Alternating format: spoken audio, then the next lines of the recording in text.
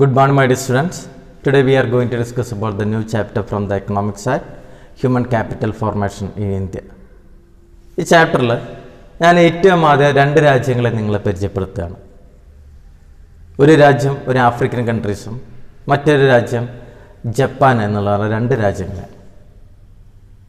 African കൺട്രീസിൻ്റെ പ്രത്യേകത natural resources വളരെ കൂടുതലുള്ള രാജ്യമാണ്, പക്ഷേ പോവർട്ടി അനുഭവിക്കുന്ന ഒരു രാജ്യം കൂടിയാണ്. അതേപോലെ തന്നെ മറ്റൊരു രാജ്യം ജപ്പാൻ എന്ന് പറയുന്നത് നാച്ചുറൽ റിസോഴ്സസിനെ ബേസ് ചെയ്ത് നോക്കുകയാണെങ്കിൽ അവിടെ വളരെ കുറവും എന്നാൽ പോവർട്ടിയോ മറ്റ് പ്രശ്നങ്ങളോ ഒന്നും അനുഭവിക്കാത്ത ഒരു രാജ്യവുമാണ്. എന്താണ് ഈ രണ്ട് രാജ്യങ്ങൾ ഇങ്ങനെ വ്യത്യാസപ്പെടാൻ കാരണം? കാരണം ഒന്ന് തന്നെയാണ്, ആ രാജ്യത്തെ ഹ്യൂമൻ റിസോഴ്സസിൻ്റെ വ്യത്യസ്തതയാണ്.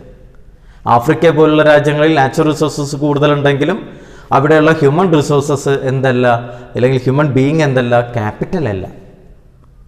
എന്നാൽ ജപ്പാൻ പോലുള്ള രാജ്യങ്ങളിൽ നാച്ചുറൽ റിസോഴ്സസ് കുറവാണെങ്കിലും അവിടുത്തെ ഹ്യൂമൻ ബീയിങ് എന്താണ്, ഹ്യൂമൻ ക്യാപിറ്റലാണ്. ആ ഹ്യൂമൻ ക്യാപിറ്റൽ ആയതുകൊണ്ട് തന്നെയാണ് ജപ്പാൻ എന്ന് പറയുന്ന രാജ്യം എന്തായി മാറുന്നത്, അവിടെ ആ രാജ്യത്ത് എക്കണോമിക് ഗ്രോത്തും ഡെവലപ്മെൻറ്റും ആയിട്ട് മാറിയിട്ടുള്ളത്. അപ്പോൾ നമുക്ക് ഈ ചാപ്റ്ററിൽ ഡിസ്കസ് ചെയ്യേണ്ടത് what is the word meaning of human capital, what are the sources of human capital, and the difference between economic growth and economic development, and human capital and human development, then achievements in the education sector, then what are the challenges facing the education sector. ഇതൊക്കെയാണ് ഈ ചാപ്റ്ററിൽ discuss ചെയ്യേണ്ടത്. അപ്പോൾ നമുക്ക് ഏറ്റവും ആദ്യം എന്താണ് human capital എന്നുള്ള ഒരു ടേമിനെ കുറിച്ച് നമുക്ക് മനസ്സിലാക്കാം. മറ്റ് ക്യാപിറ്റലുകളെ പോലെ തന്നെ, നമ്മുടെ വീട്ടിലുള്ള മറ്റ് ഫിസിക്കൽ ക്യാപിറ്റലുകളെ പോലെ തന്നെ അല്ലേ, ഇപ്പോൾ ഇവിടെ ഒരു എക്സാമ്പിൾ പറയുന്നുണ്ട്, just a countries can turn the physical resource like land into the physical capital like factories. ആയിട്ടുള്ള ലാൻഡിനെ ഒരു ഫാക്ടറി ആക്കി മാറ്റുന്നത് പോലെ നമ്മുടെ ഹ്യൂമൻ ബീയിങ്ങിനെ, സപ്പോസ് സ്റ്റുഡൻസിനെ എൻജിനീയേഴ്സോ ടീച്ചേഴ്സോ ഡോക്ടേഴ്സോ അതേപോലുള്ള മറ്റ് ഹ്യൂമൻ ക്യാപിറ്റലാക്കി മാറ്റുന്ന ഒരു പ്രോസസ്സാണ് ഏതെന്ന് പറയുന്നത് ഹ്യൂമൻ ക്യാപിറ്റൽ ഫോർമേഷൻ എന്ന് പറയുന്നത്. ഹ്യൂമൻ ബീയിങ്ങിനെ better education, better health facility, better job training ഇവയൊക്കെ നൽകിക്കൊണ്ട് ദെൻ അഡീഷണൽ ഇൻഫർമേഷൻസ്, ജോബിനെ കുറിച്ചുള്ള നമ്മുടെ ഓൾ ഓവർ ദ വേൾഡിനെ ജോലി സാധ്യതകളെക്കുറിച്ചൊക്കെ ഇൻഫർമേഷൻ പാസ് ചെയ്യുമ്പോൾ എന്ത് ചെയ്യുന്നുണ്ട്, ഒരു ഹ്യൂമൻ ബീയിങ് ഹ്യൂമൻ ക്യാപിറ്റൽ ആയി മാറുന്നു. അപ്പോൾ നമുക്ക് അടുത്തത് ഡിസ്കസ് ചെയ്യേണ്ടത് സാധാരണയുള്ള ഒരു ക്യാപിറ്റൽ അല്ലെങ്കിൽ ഫിസിക്കൽ ക്യാപിറ്റലും അതേപോലെ തന്നെ ഹ്യൂമൻ ക്യാപിറ്റലും തമ്മിലുള്ള ഒരു ഡിഫറൻസ് എന്ന് നോക്കാം. ഒന്ന്, ഫിസിക്കൽ കൺസ്ട്രക്ഷൻ ബേസ് ചെയ്തിട്ട് it has A physical construction, it can be seen, touch and easily sold. നമ്മളൊരു ഫിസിക്കൽ ക്യാപിറ്റലിനെ എന്താണ് ഇവിടെ പറഞ്ഞ പോലെ ഇറ്റ് ക്യാൻ ബി സീൻ, നമുക്ക് കാണാൻ കഴിയും, ടച്ച് ചെയ്ത് നോക്കാൻ പറയും, അത് എളുപ്പം വിറ്റ് പോകാനൊക്കെ പറ്റും. അതേപോലെ ഹ്യൂമൻ ക്യാപിറ്റൽ എന്ന് പറയുന്നത് it is an intangible. Human capital എന്ന് പറയുമ്പോൾ ഒരു ഹ്യൂമൻ ബീയിങ് ആണ്. ആ ഹ്യൂമൻ ബീയിങ്ങിനെ ബെറ്റർ എഡ്യൂക്കേഷൻ, ഹെൽത്ത് കണ്ടീഷൻ ഒക്കെ നൽകുമ്പോൾ അതെന്താ നമുക്ക് തൊട്ട് നോക്കാൻ കഴിയില്ല. ഒരു ഹ്യൂമൻ ബീയിങ്ങിനെ ഹ്യൂമൻ ക്യാപിറ്റൽ ആണ് അല്ലെങ്കിൽ ഹ്യൂമൻ ക്യാപിറ്റലിനെ നമുക്ക് തൊട്ട് നോക്കിയാനോ നമുക്ക് അവർക്ക് പെട്ടെന്ന് മനസ്സിലാക്കാൻ കഴിയില്ല. And it is not sold, അത് എളുപ്പം എന്താണ് വിറ്റ് പോകുന്നതുമല്ല. Only its service are sold. ഒരു ഹ്യൂമൻ ബീയിങ്ങിനെ നമുക്ക് സോൾഡ് ചെയ്ത് പോകുന്നില്ല, പക്ഷെ അദ്ദേഹത്തിൻ്റെ സർവീസസ് ആണ് എന്ത് ചെയ്യുന്നത്, സോൾഡ് ചെയ്ത് പോകുന്നത്, വിറ്റ് പോകുന്നത്.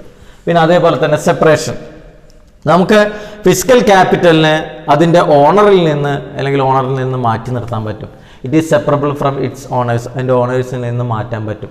പക്ഷെ ഹ്യൂമൻ ക്യാപിറ്റൽ എന്ന് പറയുമ്പോൾ ആ ഹ്യൂമൻ ബീയിങ് തന്നെയാണ് ഹ്യൂമൻ ക്യാപിറ്റൽ എന്ന് പറയുന്നത്. ആയതുകൊണ്ട് ആ ഹ്യൂമൻ ബീയിങ്ങിനെ ഹ്യൂമൻ ക്യാപിറ്റൽ എന്നുള്ളതിൽ നിന്ന് സെപ്പറേറ്റ് ചെയ്യാൻ നമുക്ക് ഒരിക്കലും കഴിയില്ല. It cannot be separated from its owners.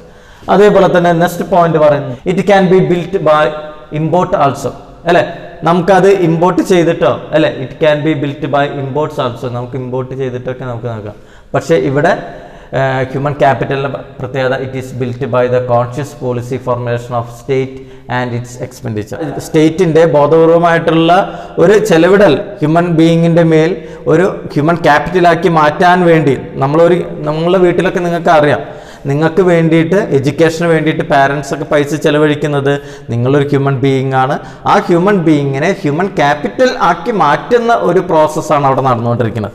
അപ്പോൾ നമ്മൾ എന്ത് ചെയ്യുന്നുണ്ട്, നമ്മുടെ ഒരു ബോധപൂർവമായിട്ടുള്ള അല്ലെങ്കിൽ ഇങ്ങനെ ഒരു ഹ്യൂമൻ ബീയിങ്ങിനെ ഹ്യൂമൻ ക്യാപിറ്റലാക്കി മാറ്റണം എന്ന് മനസ്സിലാക്കിക്കൊണ്ടിട്ടുള്ള എന്താണ് ഒരു എക്സ്പെൻഡിച്ചർ അല്ലെങ്കിൽ പൈസ ചെലവഴിക്കലാണ് ഏതെന്ന് പറയുന്നത് ഹ്യൂമൻ ക്യാപിറ്റൽ ഫോർമേഷൻ എന്ന് പറയുന്നത്. അതേപോലെ തന്നെ nature of the benefit, it create private benefit അല്ലേ, ഇവിടെ ഫിസിക്കൽ ക്യാപിറ്റൽ പ്രൈവറ്റ് ബെനിഫിറ്റിനാണ്. It create both private and social benefit അല്ലേ, ഇവിടെ പ്രൈവറ്റുമാണ് അതേപോലെ തന്നെ സോഷ്യൽ, രണ്ട് രീതിയിലും private and social benefit human capital formation provide ചെയ്യുന്നുണ്ട്. ദെൻ അതിൻ്റെ മൊബിലിറ്റിയാണ്, completely mobile subject to artificial trade restrictions placed at some places അല്ലേ, നമുക്കത് ഈസി ആയിട്ട് എന്താണ് ഒരു സ്ഥലത്ത് നിന്ന് മറ്റൊരു സ്ഥലത്തേക്കൊക്കെ എത്തിക്കാൻ ഇതൊക്കെ എളുപ്പം കഴിയുന്നുണ്ട്. ഇവിടെ it is not perfectly mobile, it's restricted by the nationality and culture. ഇപ്പോൾ ഇവിടെ പറഞ്ഞതുപോലെ ഹ്യൂമൻ ക്യാപിറ്റൽ എന്താണ്, it is not perfectly mobile അല്ല, അതേപോലെ തന്നെ it is restricted by the nationality and culture അല്ലേ, ആ രാജ്യത്തിൻ്റെ കൾച്ചറും ആ രാജ്യത്തിൻ്റെ നാഷണാലിറ്റിയൊക്കെ അനുസരിച്ചുകൊണ്ട് അത് എളുപ്പം അങ്ങോട്ടും ഇങ്ങോട്ടും ലഭിക്കുന്നത് അല്ല. അപ്പോൾ ഇത്രയും കാര്യങ്ങളാണ് human capital and human physical ക്യാപിറ്റലിലുള്ളത്. ഇനി the next important topic, sources of human capital. ഒരു ഹ്യൂമൻ ബീയിങ് എഡ്യൂക്കേഷനോ നല്ലൊരു ഹെൽത്ത് കണ്ടീഷനോ ഒന്നുമില്ലാത്ത ഒരാൾ പ്രോഡക്റ്റീവ് ആയിരിക്കണമെന്നില്ല. എന്നാൽ നമ്മുടെ ഫിസിക്കലി ചലഞ്ചഡ് ആയിട്ടുള്ള ആൾക്കാരായിക്കോട്ടെ, പക്ഷെ അവർക്ക് ബെറ്റർ എഡ്യൂക്കേഷൻ ഉണ്ടെങ്കിൽ, നല്ലൊരു ഹെൽത്ത് കണ്ടീഷൻ കൂടി ഉണ്ടെങ്കിൽ അവരെന്താണ്, പ്രോഡക്റ്റീവാണ്. പലപ്പോഴും പല സൈബർ പാർക്കുകളിൽ ജോലി ചെയ്യുന്ന ഇൻ്റലിജൻ്റ് ആയിട്ടുള്ള ആൾക്കാർ പലരും എന്താണ്, ഫിസിക്കലി ചലഞ്ചഡ് ആയിട്ടുള്ള ആൾക്കാരാണ്. പക്ഷേ അവർക്ക് എന്തുണ്ട്, ബെറ്റർ എഡ്യൂക്കേഷൻ ഉണ്ട്, അവർക്ക് ജോബ് ട്രെയിനിങ് ഒക്കെ ഉള്ളത് കൊണ്ട് തന്നെ ആ ഹ്യൂമൻ ബീയിങ് ഹ്യൂമൻ ക്യാപിറ്റലാണ്. അപ്പോൾ നമുക്കിവിടെ ഡിസ്കസ് ചെയ്യേണ്ടത് what are the sources of human capital എന്ന് പറയുന്ന ഇമ്പോർട്ടൻ്റ് ആയിട്ടുള്ള ടോപ്പിക്കാണ്. സോഴ്സസ് ഓഫ് ഹ്യൂമൻ ക്യാപിറ്റൽ ആക്കണമെന്നുണ്ടെങ്കിൽ നമുക്ക് ചില പോയിന്റുകൾ ഇതിൽ പറയുന്നുണ്ട്. ഒന്ന്, എഡ്യൂക്കേഷൻ, ബെറ്റർ എഡ്യൂക്കേഷൻ നൽകുക എന്ന് പറയുന്നത്. അപ്പോൾ നമുക്കിത് ഫർദർ ഡീറ്റെയിൽ ആയിട്ട് ഡിസ്കസ് ചെയ്യാം. എഡ്യൂക്കേഷൻ എന്ന് പറയുന്നത് വളരെ ഇമ്പോർട്ടൻ്റാണ്. ഇന്നത്തെ കാലത്ത് ഏറ്റവും വലിയൊരു ഇൻവെസ്റ്റ്മെൻറ്റ് എന്ന് പറയുന്നത് എഡ്യൂക്കേഷന് വേണ്ടി ചിലവഴിക്കുന്നതാണ്. കാരണം എന്താ, നല്ല എഡ്യൂക്കേറ്റഡ് ആയിട്ടുള്ള ആൾക്കാർക്ക് നല്ല ജോലി ലഭിക്കുകയും നല്ല സാലറി ലഭിക്കുകയും ആ ഒരു ഫാമിലിയുടെ സ്റ്റാൻഡേർഡ് ഓഫ് ലൈഫും അതേപോലെ തന്നെ എക്കണോമിക് ഗ്രോത്തും ഡെവലപ്മെൻറ്റും ഒക്കെ വരുത്തുന്നതിന് എഡ്യൂക്കേഷൻ വളരെ ഇമ്പോർട്ടൻ്റ് ആണ്. രണ്ടാമത്തെ ഒരു പോയിൻ്റാണ് ഹെൽത്ത് എന്ന് പറയുന്നത്. ഹെൽത്ത് നിങ്ങൾക്ക് അറിയാം, നമുക്ക് നല്ലൊരു ആരോഗ്യമുണ്ടെങ്കിലേ ജോലി ചെയ്യാൻ കഴിയുള്ളൂ. നമുക്ക് പലപ്പോഴും വിദ്യാഭ്യാസം ഉണ്ടായിട്ടൊന്നും കാര്യമില്ല, വിദ്യാഭ്യാസം കാര്യം ഇല്ല എന്നല്ല, വിദ്യാഭ്യാസത്തിനോടൊപ്പം നല്ലൊരു ഹെൽത്ത് ഫെസിലിറ്റിയും കൂടി ഉണ്ടെങ്കിൽ മാത്രമേ നമുക്ക് എന്ത് ചെയ്യാൻ പറ്റുള്ളൂ, നല്ല രീതിയിൽ ജോലി ചെയ്ത് നല്ല രീതിയിൽ നമുക്ക് ഡെവലപ്മെൻറ്റ് വരുത്താൻ പറ്റുള്ളൂ. അതേപോലെ തന്നെ ഓൺ ദ ജോബ് ട്രെയിനിങ് അല്ലേ, നമ്മുടെ സ്കില്ല് ഒന്നുകൂടി ഷാർപ്പൺ ചെയ്യണമെന്നുണ്ടെങ്കിൽ, നമ്മുടെ എബിലിറ്റി ഒന്നുകൂടി ഷാർപ്പൺ ചെയ്യണമെന്നുണ്ടെങ്കിൽ നമുക്ക് നല്ല ജോബ് ട്രെയിനിങ് ലഭിച്ചിരിക്കണം. അപ്പോൾ നല്ലൊരു ജോബ് ട്രെയിനിങ് ഒക്കെ ലഭിക്കുമ്പോൾ ഒരു ഹ്യൂമൻ ബീയിങ് എന്തായിട്ട് മാറുന്നു, നല്ലൊരു ഹ്യൂമൻ ക്യാപിറ്റലായി മാറുന്നു. അതേപോലെ തന്നെയാണ് മൈഗ്രേഷൻ എന്ന് പറയുന്നത്. മൈഗ്രേഷൻ എന്ന് പറയുന്നത് people leave from one place to another place. ഒരു സ്ഥലത്ത് നിന്ന് മറ്റൊരു സ്ഥലത്തേക്ക് ജനങ്ങളുടെ പോക്കിനെ അല്ലെങ്കിൽ ഒഴുക്കിനെയാണ്, ഫ്ലോനെയാണ് എന്തെന്ന് വിളിക്കുന്നത്, മൈഗ്രേഷൻ എന്ന് പറയുന്നത്. രണ്ട് രീതിയിലാണ് മൈഗ്രേഷൻ വരുന്നത്. പോവർട്ടി, അൺഎംപ്ലോയ്മെൻറ്റ്, പലതരത്തിലുള്ള പ്രശ്നങ്ങളെ കൊണ്ടും മൈഗ്രേഷൻ ചെയ്യാം. അതേപോലെ തന്നെ ബെറ്റർ എംപ്ലോയ്മെൻറ്റ് ഓപ്പർച്യൂണിറ്റി ഒക്കെ നോക്കിക്കൊണ്ടും ജനങ്ങൾ മൈഗ്രേറ്റ് ചെയ്യാം. അപ്പോൾ ബെറ്റർ എംപ്ലോയ്മെൻറ്റ് ഓപ്പർച്യൂണിറ്റീസ് ഒക്കെ നോക്കിക്കൊണ്ട് മൈഗ്രേറ്റ് ചെയ്യുന്നത് ഇവിടെ എന്താണ്, ഹ്യൂമൻ ക്യാപിറ്റൽ ഫോർമേഷൻ നല്ല ഒരു സോഴ്സസ് ആണെന്ന് പറയുന്നുണ്ട്. അതേപോലെ തന്നെ ഇൻഫർമേഷൻ എന്ന് പറയുന്നത്, ഇൻഫർമേഷൻ എന്ന് പറയുന്നത് നമുക്ക് സൊസൈറ്റിയുടെ കാര്യങ്ങൾ എന്താണെന്നെ കുറിച്ച് നമുക്ക് കൃത്യമായിട്ട് അറിയണം.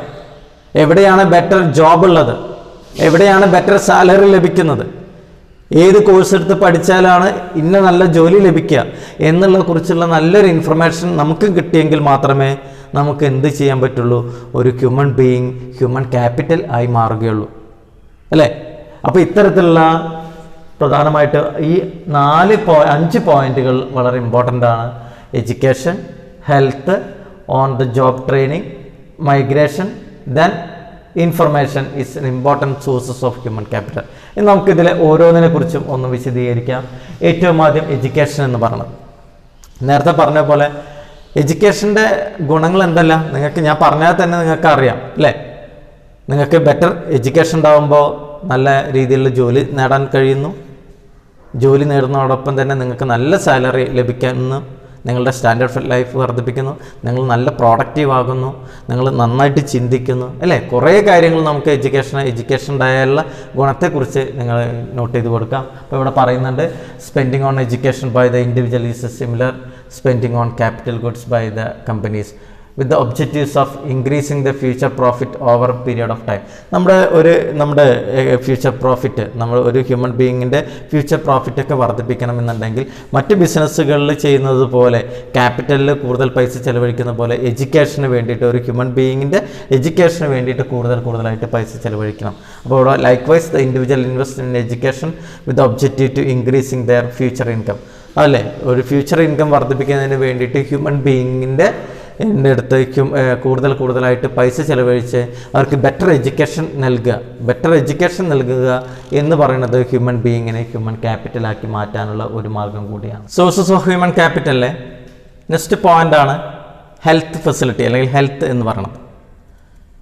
സോഴ്സസ് ഓഫ് ഹ്യൂമൻ ക്യാപിറ്റലിൽ എഡ്യൂക്കേഷന് നമ്മൾ എത്രത്തോളം പ്രാധാന്യം കൽപ്പിച്ചുവോ അത്രത്തോളം തന്നെ പ്രാധാന്യം ഏതിനും കൽപ്പിക്കേണ്ടതുണ്ട്, ഹെൽത്തിനെയും കൽപ്പിക്കേണ്ടതുണ്ട്. കാരണം health is an important for the development of an individual അല്ലേ? ഒരു ഇൻഡിവിജ്വലിൻ്റെ ഡെവലപ്മെൻറ്റിന് ഹെൽത്ത് വളരെ ഇമ്പോർട്ടൻ്റ് ആണ്. നമ്മൾ പറയുന്നത് always says that A sound body have A sound mind എന്ന് പറയാറുണ്ട്.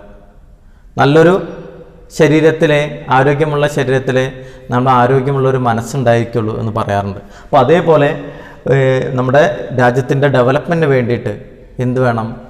ഹെൽത്ത് ഫെസിലിറ്റിക്ക് വേണ്ടി പ്രാധാന്യം കൽപ്പിക്കുന്നത് ഡെവലപ്മെൻറ്റ് ഓഫ് ദ ഇൻഡിവിജ്വലിന് ഏറ്റവും ഇമ്പോർട്ടൻ്റ് എന്താണ്? ഹെൽത്ത് ഫെസിലിറ്റിയാണ്. Medicines, provision for clean drinking water, good sanitization are the various forms of the health expenditure.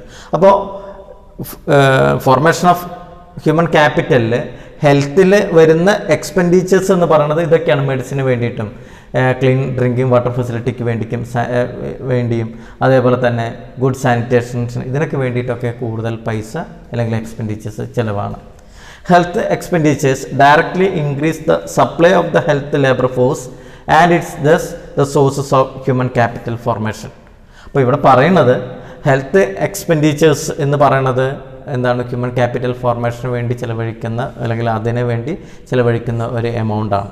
കാരണം അത്തരത്തിലുള്ള കാര്യങ്ങൾ ചെയ്തെങ്കിൽ മാത്രമേ ഒരു ഹ്യൂമൻ ബീയിങ്ങിനെ ഹ്യൂമൻ ക്യാപിറ്റൽ ആക്കി മാറ്റാൻ നമുക്ക് കഴിയുള്ളൂ. അടുത്തതാണ് ഓൺ ജോബ് ട്രെയിനിങ് എന്ന് പറയുന്നത്.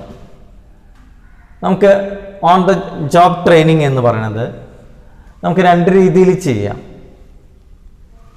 ഒന്ന്, the workers may be trained in the firms itself under the supervision of a skilled workers.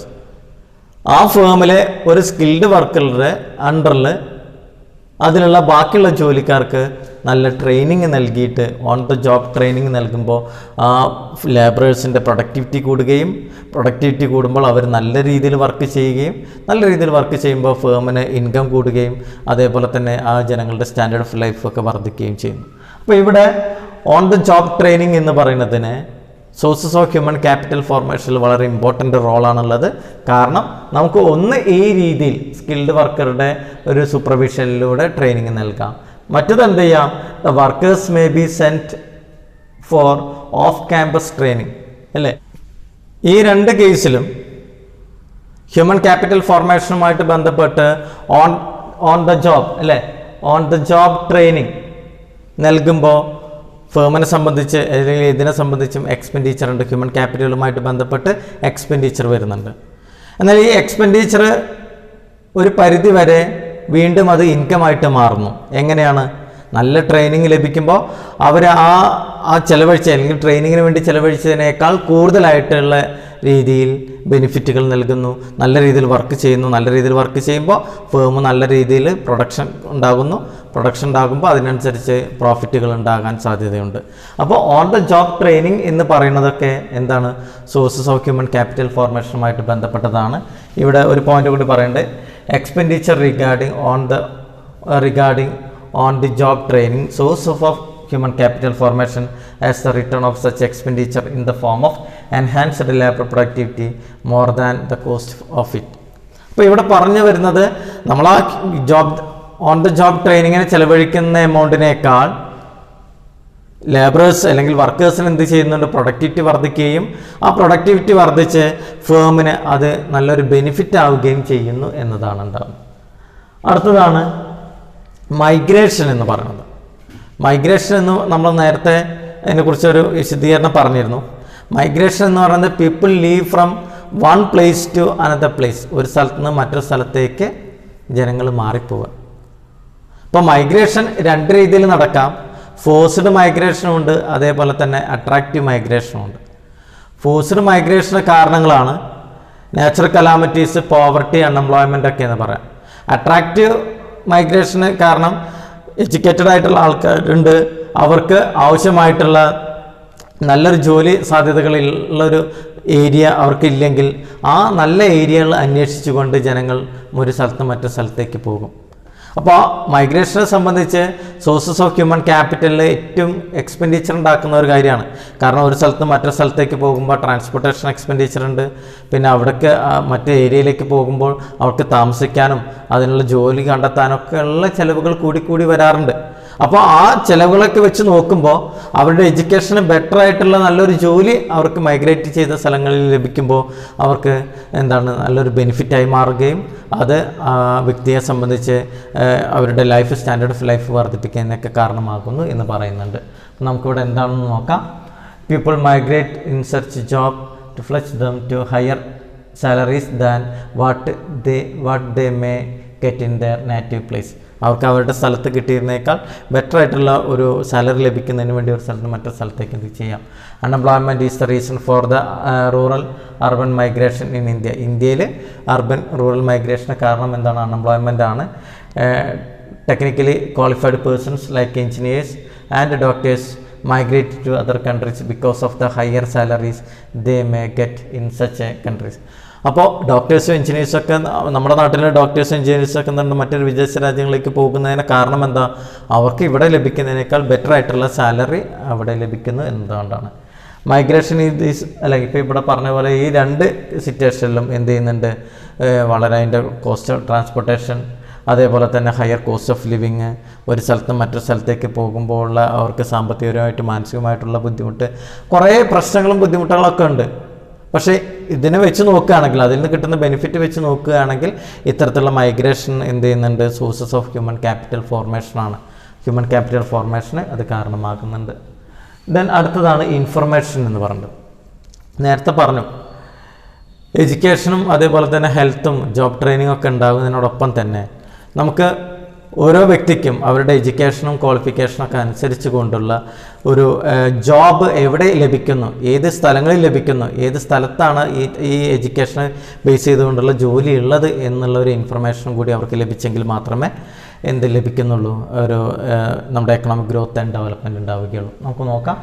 People spend acquire information relating to the labor market and other market like education and health. അല്ലേ, മറ്റേ education health ഒക്കെ പോലെ തന്നെ labour മാർക്കറ്റിനെ കുറിച്ചുള്ള informations pass ചെയ്യുന്നത് sources of human ക്യാപിറ്റലുമായിട്ട് ബന്ധപ്പെട്ടാണ്. This information is necessary to make the decision regarding the investment in the human capital as well as the efficient utilization of the acquired human capital store. അപ്പോൾ നമ്മൾക്ക് ഒരു human capital formation നടത്തണമെന്നുണ്ടെങ്കിൽ ആ human ബീയിങ്ങിന് ആവശ്യമായിട്ടുള്ള job area അല്ലെങ്കിൽ job എവിടെ കിട്ടുന്നു എന്നുള്ള രീതിയിലുള്ള ഇൻഫർമേഷനൊക്കെ പാസ് ചെയ്യേണ്ടതുണ്ട്. അപ്പോൾ അതിന് വേണ്ടിയിട്ടൊക്കെ പൈസ ചിലവഴിക്കുന്നുണ്ട് അല്ലേ. Expenditure incurred for acquiring information relating to the labour market and other market also the sources of human capital formation. അപ്പം നേരത്തെ ഞാൻ പറഞ്ഞതുപോലെ തന്നെ ഹ്യൂമൻ ബീയിങ്ങിന് എഡ്യൂക്കേഷനും ഹെൽത്ത് ഫെസിലിറ്റിയും ഒക്കെ ഉണ്ടായാൽ പോരാ, അവർക്ക് ആവശ്യമായിട്ടുള്ള എവിടെ ജോലി ലഭിക്കുന്നു, ഏത് ലേബർ മാർക്കറ്റിലാണ് കൂടുതലായിട്ട്. ഇപ്പോൾ നമുക്കറിയാം ഇവിടെ നിന്ന് IT ക്വാളിഫിക്കേഷൻ നേടിയ ആൾക്കാരൊക്കെ വിദേശത്തേക്ക് പോകുന്നു എന്ന് പറയുമ്പോൾ ഇപ്പോൾ വിദേശ മേഖലകളിൽ ജോലി സാധ്യത ഉണ്ട് എന്ന് മനസ്സിലാക്കിയിട്ടാണല്ലോ ഇവരിപ്പോൾ ഈ കോഴ്സുകൾക്ക് എടുത്ത് പഠിക്കുന്നത്. അപ്പോൾ ഇത്തരത്തിൽ സോഴ്സസ് ഓഫ് ഹ്യൂമൻ ക്യാപിറ്റൽ ഫോർമേഷനിലേക്ക് വരുന്നതാണ് ഇൻഫർമേഷൻ എന്നുള്ള ഇതൊക്കെ വരുന്നത്. നമ്മൾ സോഴ്സസ് ഓഫ് ഹ്യൂമൻ ക്യാപിറ്റൽ എന്ന് പറയുന്ന ടോപ്പിക് വിശദീകരിച്ച് കഴിഞ്ഞു. അടുത്തത് human capital and economic growth എന്ന് പറയുന്ന ടോപ്പിക്കാണ്. നമുക്ക് ഒരു കോയിൻ്റെ രണ്ട് സൈഡുകളാണ് ഹെഡ് ആൻഡ് ടെയിൽ. ഒന്ന് ഒന്നിനോട് വളരെ കോറിലേറ്റഡ് ആണ്. അതേപോലെ തന്നെയാണ് എക്കണോമിക് ഗ്രോത്തും ഹ്യൂമൻ ക്യാപിറ്റലും. ഓൾറെഡി നമുക്ക് പറഞ്ഞിട്ടുണ്ട്, ഒരു ഹ്യൂമൻ ബീയിങ്ങിന് ബെറ്റർ എഡ്യൂക്കേഷനും ബെറ്റർ ഹെൽത്ത് ഫെസിലിറ്റിയും ഓൺ ദ ജോബ് ട്രെയിനിങ്ങും ഇൻഫർമേഷനും മൈഗ്രേഷനൊക്കെ നമ്മൾ നല്ല രീതിയിൽ അല്ലെങ്കിൽ നല്ല ഒരു രീതിയിൽ sources of human capital formation നടത്തുമ്പോൾ ഹ്യൂമൻ ക്യാപിറ്റൽ ഫോർമേഷൻ ഉണ്ടാവുകയും ആ ഹ്യൂമൻ ക്യാപിറ്റൽ ഫോർമേഷൻ എക്കണോമിക് ഗ്രോത്തിന് വഴി തെളിയിക്കുകയും ചെയ്യുന്നു. നമുക്ക് എങ്ങനെയാണത് സംഭവിക്കാമെന്ന് നോക്കാം. We know that the labour skill of an educated person is more than that of an uneducated person. അല്ലെ, എഡ്യൂക്കേറ്റഡ് പേഴ്സൺസിന് ഉണ്ടാകുന്ന അല്ലെങ്കിൽ അവരുടെ ലേബർ സ്കില്ലിനേക്കാൾ അല്ലെ വളരെ കുറവാണ് ആർക്കുള്ളത്, അൺഎഡ്യൂക്കേറ്റഡ് പേഴ്സൺസിനുള്ളത്. അല്ലെങ്കിൽ മറ്റൊരു രീതിയിൽ പറയാം, അൺഎഡ്യൂക്കേറ്റഡ് പേഴ്സൺസിൻ്റെ ലേബർ സ്കില്ലിനേക്കാൾ ഒന്നും കൂടി ബെറ്റർ ആയിട്ടുള്ള ഒരു സ്കില്ലാണ് എഡ്യൂക്കേറ്റഡ് ആയിട്ടുള്ള ആൾക്കാരുടെ ലേബർ സ്കിൽ. അപ്പോൾ ഇത്തരത്തിൽ എന്ത് ചെയ്യുന്നുണ്ട്, and that of the former generate more income than the later. അപ്പോൾ ഇതിൽ എഡ്യൂക്കേറ്റഡ് പേഴ്സൺസ് നൽകുന്ന ജനറേറ്റ് ചെയ്യുന്ന ഇൻകം ഏത് ആൾക്കാരിൽ നൽകുന്നതിനേക്കാൾ കൂടുതലാണ് അൺഎഡ്യൂക്കേറ്റഡ് പേഴ്സൺസിൽ നൽകുന്ന ഇൻകത്തിനേക്കാൾ കൂടുതലായിട്ടുള്ള ഒരു ഇൻകമാണ് ആര് നൽകാറ്, എഡ്യൂക്കേറ്റഡ് പേഴ്സൺസ് നൽകാറ്. നിങ്ങളുടെ സൊസൈറ്റിയിൽ ഒന്ന് ആലോചിച്ച് നോക്കിയാൽ മതി. ഒരു അൺഎഡ്യൂക്കേറ്റഡ് പേഴ്സൺ ഉണ്ട്, അദ്ദേഹം നൽകുന്ന ഇൻകം ആണോ ഒരു എഡ്യൂക്കേറ്റഡ് പേഴ്സൺ നൽകുന്നത്? അല്ല, അല്ലേ? അൺഎഡ്യൂക്കേറ്റഡ് പേഴ്സൺസിന് ഒരു പരിധിയുണ്ട്, എന്നാൽ എഡ്യൂക്കേറ്റഡ് പേഴ്സൺസിന് നല്ല ഓപ്പർച്യൂണിറ്റികളുണ്ട്. അപ്പോൾ അവർ ആ ഓപ്പർച്യൂണിറ്റീസ് ഉപയോഗപ്പെടുത്തിക്കൊണ്ട് ബെറ്റർ ആയിട്ടുള്ള ഒരു ഇൻകം പ്രൊവൈഡ് ചെയ്യാൻ കഴിയുന്നു. അപ്പോൾ ഒരു ഹ്യൂമൻ ക്യാപിറ്റൽ വരുമ്പോൾ സൊസൈറ്റിയുടെ എക്കണോമിക് ഗ്രോത്ത് തന്നെ ഉണ്ടാകുന്നു. എക്കണോമിക് ഗ്രോത്ത് എന്ന് പറയുന്നത് increase the real per capita income of our country. നമ്മുടെ രാജ്യത്തിൻ്റെ യഥാർത്ഥ GDP, പെർ ക്യാപിറ്റ ഇൻകം എന്നിവയിൽ ഉണ്ടാകുന്ന ഒരു ഉയർച്ചയാണ് ഏതെന്ന് പറയുന്നത് എക്കണോമിക് ഗ്രോത്ത് എന്ന് പറയുന്നത്. അപ്പം ഹ്യൂമൻ ക്യാപിറ്റൽ വരുമ്പോൾ എന്ത് സംഭവിക്കുന്നു? ഓൾട്ടർനേറ്റീവായിട്ട് അതിനോടൊപ്പം തന്നെ എന്തുണ്ടായിരുന്നു, സൈമൾട്ടേനിയസ് ആയിട്ട് എന്തുണ്ടാകുന്നു, എക്കണോമിക് ഡെവലപ്മെൻറ്റ് അല്ലെങ്കിൽ ഓർ എക്കണോമിക് ഗ്രോത്ത് ഉണ്ടാകുന്നു. സെക്കൻഡ് പോയിന്റ് ഡിസ്കസ് ചെയ്യുന്നത് economic growth means the increase in the real national income of our country. അപ്പോൾ എക്കണോമിക് ഗ്രോത്ത് എന്ന് പറയുന്നത് എന്താണ്? increase the real national income of our country or real GDP of our country or real per capita income of our country. Naturally, the contribution of educated person to the economic growth is more than that of an illiterate person. ഒരു എഴുതാനും വായിക്കാനും അറിയാത്ത ഒരാൾ സൊസൈറ്റിയിലേക്ക് അല്ലെങ്കിൽ നമ്മുടെ രാജ്യത്തിന് provide ചെയ്യുന്ന ഇൻകത്തിനേക്കാൾ കൂടുതലാണ് ഒരു എഡ്യൂക്കേറ്റഡ് ആയിട്ടുള്ള ആൾ നമ്മുടെ സൊസൈറ്റിയിലേക്ക് ഇൻകം പ്രൊവൈഡ് ചെയ്യുന്നത്. അതേപോലെ തന്നെ എഡ്യൂക്കേഷൻ പ്രൊവൈഡ് ചെയ്യുന്നത് നോക്കാം. Education provide knowledge to understand the challenges in society, അല്ലേ? നമ്മുടെ സൊസൈറ്റിയിൽ ഉണ്ടാകുന്ന ചലഞ്ചസൊക്കെ മനസ്സിലാക്കാനും അതിന് നല്ല രീതിയിൽ അത് സോൾവ് ചെയ്യാനൊക്കെ സയൻറ്റിഫിക്കായിട്ട് ഒരു സോൾവ് ചെയ്യാനുള്ള മെത്തേഡുകളൊക്കെ എഡ്യൂക്കേഷനായിട്ടുള്ള ആൾക്കാർക്ക് ലഭിക്കുന്നു. Scientific advancement thus facilitate invention and innovations. അപ്പോൾ എഡ്യൂക്കേറ്റഡ് ആയിട്ടുള്ള ഒരാളുണ്ടെങ്കിൽ അദ്ദേഹം എന്ത് ചെയ്യുന്നുണ്ട്, ഒരു പ്രോബ്ലം വരുന്നു, ആ പ്രോബ്ലം പരിഹരിക്കാൻ ആവശ്യമായിട്ടുള്ള കാര്യങ്ങൾ ചിന്തിച്ചു കഴിഞ്ഞാൽ അതെങ്ങനെ സോൾവ് ചെയ്യാം, ആ സോൾവ് ചെയ്യുന്നതിലൂടെ നമ്മുടെ സൊസൈറ്റിയുടെ ഡെവലപ്മെൻറ്റിലേക്ക് വരുത്താൻ കഴിയുന്നു. അപ്പോൾ economic growth and human capital formation is രണ്ടും ഒരുമിച്ചുള്ളത് തന്നെയാണ്. ഹ്യൂമൻ ക്യാപിറ്റൽ ഫോർമേഷൻ ഉണ്ടാകുമ്പോൾ അത് എക്കണോമിക് ഗ്രോത്ത് ഉണ്ടാവുകയും എക്കണോമിക് ഗ്രോത്ത് ഉണ്ടാകുമ്പോൾ ആ സൊസൈറ്റിയുടെ ആയിട്ട് തന്നെ ഡെവലപ്മെൻറ്റ് ഉണ്ടാവുകയും ചെയ്യുന്നു എന്നുള്ള കാര്യം ഉണ്ടാകുന്നു. ഇനി മറ്റൊരു കാര്യം കൂടി പറയേണ്ടത്, എക്കണോമിക് ഗ്രോത്ത് ആൻഡ് ഡെവലപ്മെൻറ്റ് ഉണ്ടാകുമ്പോൾ അല്ലെങ്കിൽ ഹ്യൂമൻ ക്യാപിറ്റലും എങ്ങനെയാണ് എക്കണോമിക് ഗ്രോത്ത് ഉണ്ടാക്കുന്നതിനെ ബേസ് ചെയ്തിട്ടുള്ള മറ്റൊരു പോയിന്റ് പറയണം നോക്കാം. Enhanced productivity of human being or human capital contributes substantially not only towards the increasing the labor productivity. അപ്പോൾ ലേബർ പ്രൊഡക്ടിവിറ്റി മാത്രമല്ല അവർ വർദ്ധിപ്പിക്കുന്നത് എന്താണ്, but also stimulate the innovations and create ability to absorb the new technology. അപ്പോൾ നമ്മുടെ സൊസൈറ്റിയിൽ പുതിയ പുതിയ ഇന്നോവേഷൻസ് കൊണ്ടുവരാനും അതിലൂടെ പുതിയ ടെക്നോളജി ഇന്ത്യയിൽ അഡോപ്റ്റ് ചെയ്യാനും നമ്മുടെ രാജ്യത്ത് അഡോപ്റ്റ് ചെയ്യാനൊക്കെ എഡ്യൂക്കേഷൻ അല്ലെങ്കിൽ നല്ല രീതിയിൽ ജോബ് ട്രെയിനിങ്ങും ഹെൽത്തും അതേപോലെ തന്നെ എഡ്യൂക്കേഷനൊക്കെ ലഭിച്ച ആൾക്ക് കഴിയുന്നു എന്നുള്ളൊരു കാര്യം കൂടി ഇതിൽ പറയുന്നുണ്ട്. ഹ്യൂമൻ ക്യാപിറ്റൽ എക്കണോമിക് ഗ്രോത്തിനെ എങ്ങനെ വഴിതെളിയിക്കുന്നു എന്നുള്ളതിനെക്കുറിച്ച് ഇപ്പം നമ്മൾ ഡിസ്കസ് ചെയ്ത് കഴിഞ്ഞു. നമുക്കൊന്നുകൂടി അത് വിശദീകരിക്കാം. ഒരു ഹ്യൂമൻ ബീയിങ്ങിനെ better education, better health facility, job training, information, അതേപോലെ തന്നെ മൈഗ്രേഷൻ പോലുള്ള സോഴ്സസ് ഓഫ് ഹ്യൂമൻ ക്യാപിറ്റലുകൾ നൽകുമ്പോൾ എക്കണോമിക് ഗ്രോത്ത് എന്ന് പറയുന്നത് അതിനോടൊപ്പം തന്നെ സൈമിൾട്ടേനിയസ് ആയിട്ട് ഉണ്ടാകുന്നു. നമുക്ക് ഇതിനെ ബേസ് ചെയ്തുകൊണ്ട് അല്ലെങ്കിൽ എത്രത്തോളം നമ്മുടെ ഹ്യൂമൻ ക്യാപിറ്റലും ഫോർമേഷനും അതേപോലെ തന്നെ എക്കണോമിക് ഗ്രോത്തും എത്രത്തോളം ബന്ധപ്പെട്ടിരിക്കുന്നുള്ളത് ഒരു ടേബിൾ അനുസരിച്ചുകൊണ്ട് നമുക്ക് വിശദീകരിക്കാം. ക്യാപിറ്റൽ ഫോർമേഷൻ എത്രത്തോളം എക്കണോമിക് ഗ്രോത്തിന് അല്ലെങ്കിൽ എക്കണോമിക് ഡെവലപ്മെൻറ്റിനെ വഴിതെളിയിച്ചിട്ടുണ്ട് എന്നുള്ളതിനെ ബേസ് ചെയ്തുകൊണ്ട് നമുക്ക് സോഷ്യോ എക്കണോമിക് ഇൻഡിക്കേറ്റേഴ്സ് ഉപയോഗിച്ചുകൊണ്ട് ഒരു ടേബിൾ വിശദീകരിക്കാം. ഇതിൽ per capita income, death rate, infant mortality rate, life expectancy, literacy rate തുടങ്ങിയിട്ടുള്ള സോഷ്യോ എക്കണോമിക് ഇൻഡിക്കേറ്റേഴ്സ് ഇവിടെ കൊടുത്തിട്ടുണ്ട്. ഇതിൽ ഏറ്റവും ആദ്യത്തത് പെർ ക്യാപിറ്റ ഇൻകമാണ്. പെർ ക്യാപിറ്റ ഇൻകം നിങ്ങൾക്കറിയാം, national income divided by total population. ഈ 1951 കൊടുത്തിട്ടുള്ള ഡാറ്റ എന്താ, 5708 ആണ് പെർ ക്യാപിറ്റ ഉണ്ടായിരുന്നത്. 1951 ഇന്ത്യയുടെ പെർ ക്യാപിറ്റ ഇൻകം ഉണ്ടായിരുന്നത് 5708 എന്നതായിരുന്നു. നമുക്ക് എല്ലാ ഡാറ്റയും കാണാതെ പഠിക്കേണ്ട ആവശ്യമില്ല. നമ്മളിതിൻ്റെ ട്രെൻഡ് നോക്കുക. എന്താണ് ട്രെൻഡ് വരുന്നത്, 5000 increasing to 8000, then 11,000, 16,000 and 2009 and 10 ഉള്ള ഡാറ്റ റിപ്പോർട്ട് ലേറ്റസ്റ്റ് അല്ല. നിങ്ങൾ 2009 ആൻഡ് 10 റിപ്പോർട്ട് നിങ്ങളുടെ ടെക്സ്റ്റ് ബുക്ക് ബേസ് ചെയ്തിട്ടുള്ള റിപ്പോർട്ട് പ്രകാരം എത്രയാണ്, 33,843 ഓളം എന്ത് ചെയ്യാൻ പറ്റിയിട്ടുണ്ട്, പെർ ക്യാപിറ്റ ഇൻകം വർദ്ധിപ്പിക്കാൻ പറ്റിയിട്ടുണ്ട്. അപ്പോൾ ഒരു ഹ്യൂമൻ ക്യാപിറ്റൽ ഫോർമേഷൻ നമ്മൾ നടത്തിയതിൻ്റെ ഭാഗമായിട്ടാണ്, ഹ്യൂമൻ ക്യാപിറ്റൽ ഫോർമേഷൻ്റെ ഭാഗമായിട്ടാണല്ലോ എഡ്യൂക്കേഷനും ഹെൽത്തും ജോബ് ട്രെയിനിങ്ങും ഒക്കെ ലഭിക്കുമ്പോഴാണല്ലോ അവർക്ക് നല്ല ജോലി ലഭിക്കുകയും ആ ജോലി ലഭിക്കുന്നതിനനുസരിച്ച് അവരുടെ സാലറി കൂടുകയൊക്കെ ചെയ്യുന്നത്.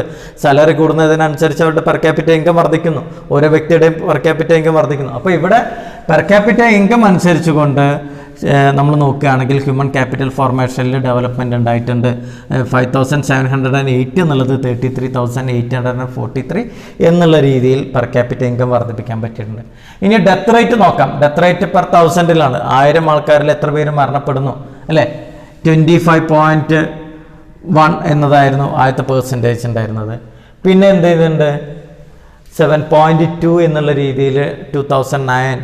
അപ്പോൾ നമുക്ക് ഡെത്ത് റേറ്റ് നോക്കുമ്പോൾ 25, 12.5, 9.8, 8.1, അതായത് ഒരു ഡിക്രീസിങ് ട്രെൻഡ്, ഇങ്ങനെ താഴോട്ട് കുറഞ്ഞു വരുന്ന രീതിയിലാണ് എന്ത് വന്നിട്ടുള്ളത്, ഡെത്ത് റേറ്റ് നമുക്ക് കുറച്ച് കൊണ്ടുവരാൻ പറ്റിയിട്ടുണ്ട്. അപ്പോൾ socio economic conditions, human capital ഫോർമേഷനൊക്കെ ഉണ്ടായതുകൊണ്ട് നല്ല ബെറ്റർ ഹെൽത്ത് ഫെസിലിറ്റി ഒക്കെ വന്നു. ബെറ്റർ ഹെൽത്ത് ഫെസിലിറ്റി വന്നതോടുകൂടിയാണ് നമുക്ക് ഇങ്ങനെ ഡെത്ത് റേറ്റ് കുറയ്ക്കാൻ പറ്റി എന്നുള്ള ഡാറ്റ പറയാൻ പറ്റുന്നത്. അതേപോലെ തന്നെ ഇൻഫം mortality rate. Infant mortality rate എന്ന് പറയുന്നത് ഒരു കുഞ്ഞ് ജനിച്ചിട്ട് 1 വയസ്സ് ആകുന്നതിൻ്റെ ഉള്ളിൽ മരണപ്പെടുന്ന കുട്ടികളുടെ റേറ്റിനെയാണ് അല്ലേ, ദ ഡെത്ത് ബിഫോർ ഏജ് 1 എന്നതാണ് ഇൻഫം മോർട്ടാലിറ്റി റേറ്റിൻ്റെ മീനിങ് വരുന്നത്.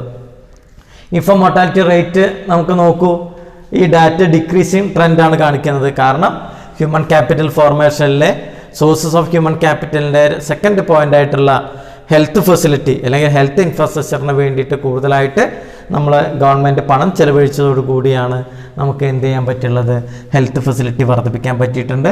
അപ്പോൾ 146 എന്ന് പറയുന്ന ഇൻഫം മോർട്ടാലിറ്റി റേറ്റിൽ നിന്ന് 4.7 എന്നുള്ള രീതിയിൽ ഇൻഫം മോർട്ടാലിറ്റി റേറ്റ് ഉള്ള എണ്ണം നമുക്ക് കുറച്ച് കൊണ്ടുവരാൻ പറ്റിയിട്ടുണ്ട്. ഇനി ലൈഫ് എക്സ്പെക്റ്റൻസി അല്ലേ, ലൈഫ് എക്സ്പെക്റ്റൻസി എന്നാണ് നമ്മുടെ ആയുർദൈർഘ്യം എന്ന് പറയും. ലൈഫ് എക്സ്പെക്റ്റൻസി മെയിലിൻ്റെത് 1951 37.2% ആയിരുന്നു. അത്രത്തോളമായിരുന്നു നമ്മുടെ മെയിലിൻ്റെ ലൈഫ് എക്സ്പെക്റ്റൻസി. 37.2 വയസ്സ് വരെ, 38 വയസ്സ് വരെയൊക്കെ ലൈഫ് എക്സ്പെക്റ്റൻസി ഉണ്ടായിരുന്നുള്ളൂ. എന്നാൽ ഇന്ന് നോക്കുകയാണെങ്കിൽ, അല്ലെങ്കിൽ ലേറ്റസ്റ്റ് ഒരു ഡാറ്റ റിപ്പോർട്ട് നോക്കുകയാണെങ്കിൽ 2009 and 10 ഡാറ്റ റിപ്പോർട്ട് നോക്കുകയാണെങ്കിൽ നമ്മൾ പറയുന്ന ലൈഫ് എക്സ്പെക്റ്റൻസി മെയിലിൻ്റെത് നമുക്ക് വർദ്ധിപ്പിക്കാൻ പറ്റിയിട്ടുണ്ട്. അപ്പോൾ ഇതെല്ലാം ഇവിടെ നമുക്ക് ഈ രണ്ട് കാര്യങ്ങൾ നമുക്ക് കുറയ്ക്കാൻ പറ്റിയിട്ടുണ്ട്. പെർ ക്യാപിറ്റ ഇൻകം വർദ്ധിപ്പിക്കാൻ പറ്റിയിട്ടുണ്ട്. അതേപോലെ തന്നെ ലൈഫ് എക്സ്പെക്റ്റൻസി മെയിലിൻ്റെത് വർദ്ധിപ്പിക്കാൻ പറ്റിയിട്ടുണ്ട്.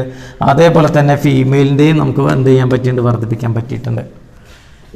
ഇനി ലിറ്ററസി റേറ്റ് നോക്കുകയാണെങ്കിൽ അതൊരു സോഷ്യോ എക്കണോമിക് ഇൻഡിക്കേറ്ററാണ്. ആ സോഷ്യോ എക്കണോമിക് ഇൻഡിക്കേറ്റേഴ്സിൽ 1951 എഡ്യൂക്കേഷന് യാതൊരുവിധ പ്രാധാന്യം കൊടുത്തിരുന്നില്ല എന്നുള്ളതിൻ്റെതാണ്. 16.67% ആയിരുന്നു എഡ്യൂക്കേഷൻ അറ്റൈൻമെൻറ്റ് ഉണ്ടായിരുന്നത്. അല്ലെങ്കിൽ എഡ്യൂക്കേഷന് കൂടുതലായിട്ട് പൈസ ചിലവഴിച്ചതിന് ഇൻവെസ്റ്റ്മെൻറ്റ് കുറവായിരുന്നു. എന്നാൽ എഡ്യൂക്കേഷൻ ഇൻവെസ്റ്റ്മെൻറ്റ് വർദ്ധിച്ചു. കൂടുതൽ ആൾക്കാർ പഠിക്കാൻ തുടങ്ങി. കൂടുതൽ കോഴ്സുകളിലേക്ക് കുട്ടികൾ പഠിക്കാൻ തുടങ്ങി. അവിടെ എഡ്യൂക്കേഷന് വേണ്ടി കൂടുതൽ പൈസ ചിലവഴിക്കുന്നു. അതുമൂലം എഡ്യൂക്കേഷൻ റേറ്റ് ലൈഫ് ലിറ്ററസി റേറ്റിൽ വർധനവുണ്ടായി. 74 ആണ് 2009 and 10 ലിറ്ററസി റേറ്റിൻ്റെ റിപ്പോർട്ട്. അപ്പോൾ ഈ റിപ്പോർട്ടിൽ നിന്നൊക്കെ നമുക്കൊരു കൺക്ലൂഷൻ എന്നുള്ള രീതിയിലേക്ക് പറയാം, ഹ്യൂമൻ ക്യാപിറ്റൽ ഫോർമേഷൻ എന്തിന് വഴിതെളിയിച്ചിട്ടുണ്ട്? എക്കണോമിക് ഗ്രോത്തിനെ കൂടുതലായിട്ട് വഴിതെളിയിക്കുന്നു. അല്ലെങ്കിൽ എക്കണോമിക് ഗ്രോത്ത് ഡെവലപ്മെൻറ്റ് വരുത്തുന്നതിന് വേണ്ടിയിട്ട് ഹ്യൂമൻ ക്യാപിറ്റൽ ഫോർമേഷൻ സഹായിച്ചിട്ടുണ്ട് എന്നുള്ള ഒരു പോയിൻ്റാണ് ഇതിലുള്ളത്.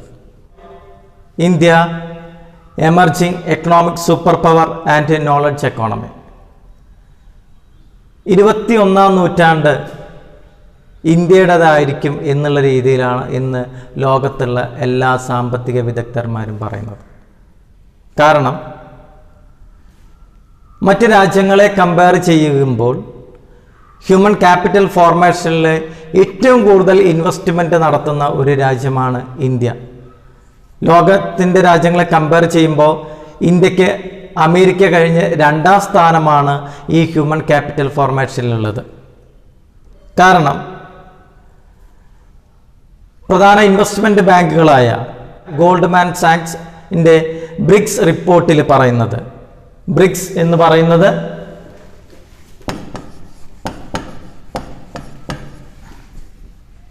Brazil, Russia, India, China, finally add ചെയ്തിട്ടുള്ള സൗത്ത് ആഫ്രിക്ക. ഈ ബ്രിക്സ് റിപ്പോർട്ട് പ്രകാരം പറയുന്നത് 21ാം നൂറ്റാണ്ട് ഇന്ത്യയുടേതായിരിക്കും. കാരണം ഇന്ത്യ എക്കോണമി ഇന്ന് ഹ്യൂമൻ ക്യാപിറ്റൽ ഫോർമേഷൻ്റെ കാരണം കൊണ്ട് തന്നെ വളർന്നുകൊണ്ടിരിക്കുന്ന ഒരു എക്കോണമിയാണ്. മറ്റ് രാജ്യങ്ങളുടെ എക്കോണമിയെ കമ്പയർ ചെയ്യുമ്പോൾ എഡ്യൂക്കേഷൻ മേഖലകളിൽ, ഹെൽത്ത് മേഖലകളിൽ, ജോബ് ട്രെയിനിങ് മേഖലകളിൽ, അതേപോലെ തന്നെ ജോബ് ഇൻഫർമേഷൻ്റെ മേഖലയിലെല്ലാം കൂടുതൽ ഇൻവെസ്റ്റ്മെൻറ്റ് വരുത്തുകയും ആ ഇൻവെസ്റ്റ്മെൻറ്റിൻ്റെ അടിസ്ഥാനത്തിൽ ഇന്ത്യൻ എക്കോണമി വളർന്നുകൊണ്ടിരിക്കുകയും ചെയ്യുന്നു. അമേരിക്ക, ബ്രിട്ടൻ പോലുള്ള രാജ്യങ്ങളെപ്പോലെ ഇന്ത്യയും എക്കണോമിക് ഗ്രോത്തിൻ്റെ കാര്യത്തിൽ, എക്കണോമിക് ഡെവലപ്മെൻറ്റിൻ്റെ കാര്യത്തിൽ വളരെ മുൻപന്തിയിൽ എത്തിക്കൊണ്ടിരിക്കുന്ന രാജ്യമാണ്. ഇന്ത്യയുടെ 3 സെക്ടേഴ്സിനെ കമ്പയർ ചെയ്യുകയാണെങ്കിൽ primary sector, secondary sector, tertiary sector വെച്ച് നോക്കുമ്പോൾ ഇന്ത്യ ഏറ്റവും ഡെവലപ്ഡ് ആയിട്ടുള്ള ഒരു സെക്ടർ എന്ന് പറയുന്നത് ഇന്ന് സർവീസ് സെക്ടറാണ്. കാരണം സർവീസ് സെക്ടറിലെ മേഖലയിൽ കൂടുതൽ ഇൻവെസ്റ്റ്മെൻറ്റ് ഇന്ത്യ ഗവൺമെൻറ് നടത്തിക്കൊണ്ടിരിക്കുന്നു. ധാരാളം എഡ്യൂക്കേഷൻ ലഭിച്ചിട്ടുള്ള ആൾക്കാർ, ജോബ് ട്രെയിനിങ് ലഭിച്ചിട്ടുള്ള ആൾക്കാർ, വിദേശ രാജ്യങ്ങളിൽ ജോലി സാധ്യതകൾ നേടിയെടുക്കുന്നതോടൊപ്പം തന്നെ ഇന്ത്യയുടെ വരുമാനത്തിൻ്റെ മേഖലയിലും ഇൻകത്തിൻ്റെ മേഖലയിലും അതേപോലെ തന്നെ ഇന്ത്യയുടെ സ്റ്റാൻഡേർഡ് ഓഫ് ലൈഫ് വർദ്ധിപ്പിക്കുന്നതിനും ഒക്കെ കാരണമായിട്ടുണ്ട്. ആയതുകൊണ്ട് തന്നെ ഇന്ത്യ എന്തായി മാറിക്കൊണ്ടിരിക്കുന്നു? ഇന്ത്യ എമർജിങ് എക്കണോമിക് സൂപ്പർ പവറും അതേപോലെ തന്നെ ഒരു നോളജ് എക്കോണമിയുമായി കൊണ്ടിരിക്കുന്നു. ലോക ബാങ്കിൻ്റെ റിപ്പോർട്ട് പ്രകാരം ഇന്ത്യ ഏറ്റവും കൂടുതൽ ഇപ്പോൾ അറിയപ്പെടുന്നത് നോളജ് എക്കോണമി എന്നുള്ള രീതിയിലേക്കാണ്. അറിവിൻ്റെ മേഖലയിലാണ് ഇന്ത്യ ഏറ്റവും കൂടുതൽ ഇന്ന് ഇൻവെസ്റ്റ്മെൻറ്റ് നടത്തിക്കൊണ്ടിരിക്കുന്നത്. ധാരാളമായിട്ട് എഡ്യൂക്കേഷൻ കോഴ്സസുകളും അതേപോലെ തന്നെ എഡ്യൂക്കേഷനെ ബേസ് ചെയ്തുകൊണ്ടുള്ള അപ്ലൈഡ് കോഴ്സസിലൊക്കെ മേഖലയിൽ ഇന്ത്യ മറ്റ് രാജ്യങ്ങൾക്ക് കിടപിടിക്കുന്ന രീതിയിൽ ഇൻവെസ്റ്റ്മെൻറ്റ് നടത്തിക്കൊണ്ടിരിക്കുന്നു. അടുത്തൊരു ടോപ്പിക്ക് ഡിസ്കസ് ചെയ്യേണ്ടത് എക്കണോമിക് ഗ്രോത്ത് ആൻഡ് ഡെവലപ്മെൻറ്റ്. നമ്മൾ ഡിസ്കസ് ചെയ്തതുപോലെ തന്നെ അടുത്ത റിപ്പോർട്ടാണ് നമ്മൾ human capital and human development എന്ന് പറയുന്നത്. നിങ്ങൾക്കറിയാം, ഹ്യൂമൻ ബീയിങ്ങിൽ സോഴ്സസ് ഓഫ് ഹ്യൂമൻ ക്യാപിറ്റൽ നടത്തുമ്പോൾ മാത്രമാണ് അത് നല്ലൊരു ഹ്യൂമൻ ക്യാപിറ്റലായി മാറുന്നത് എന്നുള്ളത് പറഞ്ഞു. ഒരു ഹ്യൂമൻ ക്യാപിറ്റൽ ആകുമ്പോൾ ബെറ്റർ എഡ്യൂക്കേഷൻ ലഭിക്കുന്നു. ബെറ്റർ എഡ്യൂക്കേഷൻ ലഭിക്കുമ്പോൾ പ്രൊഡക്റ്റീവ് ആകുമ്പോൾ അതിനോടൊപ്പം തന്നെ ബെറ്റർ ജോബ് ഓപ്പർച്യൂണിറ്റി ലഭിക്കുന്നു. ഇന്ത്യയുടെ സ്റ്റാൻഡേർഡ് ഓഫ് ലൈഫ് വർദ്ധിപ്പിക്കാൻ പറ്റുന്നു. ഇതേപോലെ തന്നെയാണ് ഹെൽത്ത് നമ്മുടെ ലേബർ ഫോഴ്സിൻ്റെ പ്രൊഡക്ടിവിറ്റി വർദ്ധിപ്പിക്കുന്നു. അതേപോലെ തന്നെ ജോബ് ട്രെയിനിങ് നമ്മുടെ രാജ്യത്തുള്ള ലേബേഴ്സിൻ്റെ അല്ലെങ്കിൽ വർക്കേഴ്സിൻ്റെ അവരുടെ ജോബ് പ്രൊഡക്ടിവിറ്റി വർദ്ധിപ്പിക്കുമ്പോൾ അത് ഇൻകം ജനറേറ്റ് ചെയ്യുന്നു.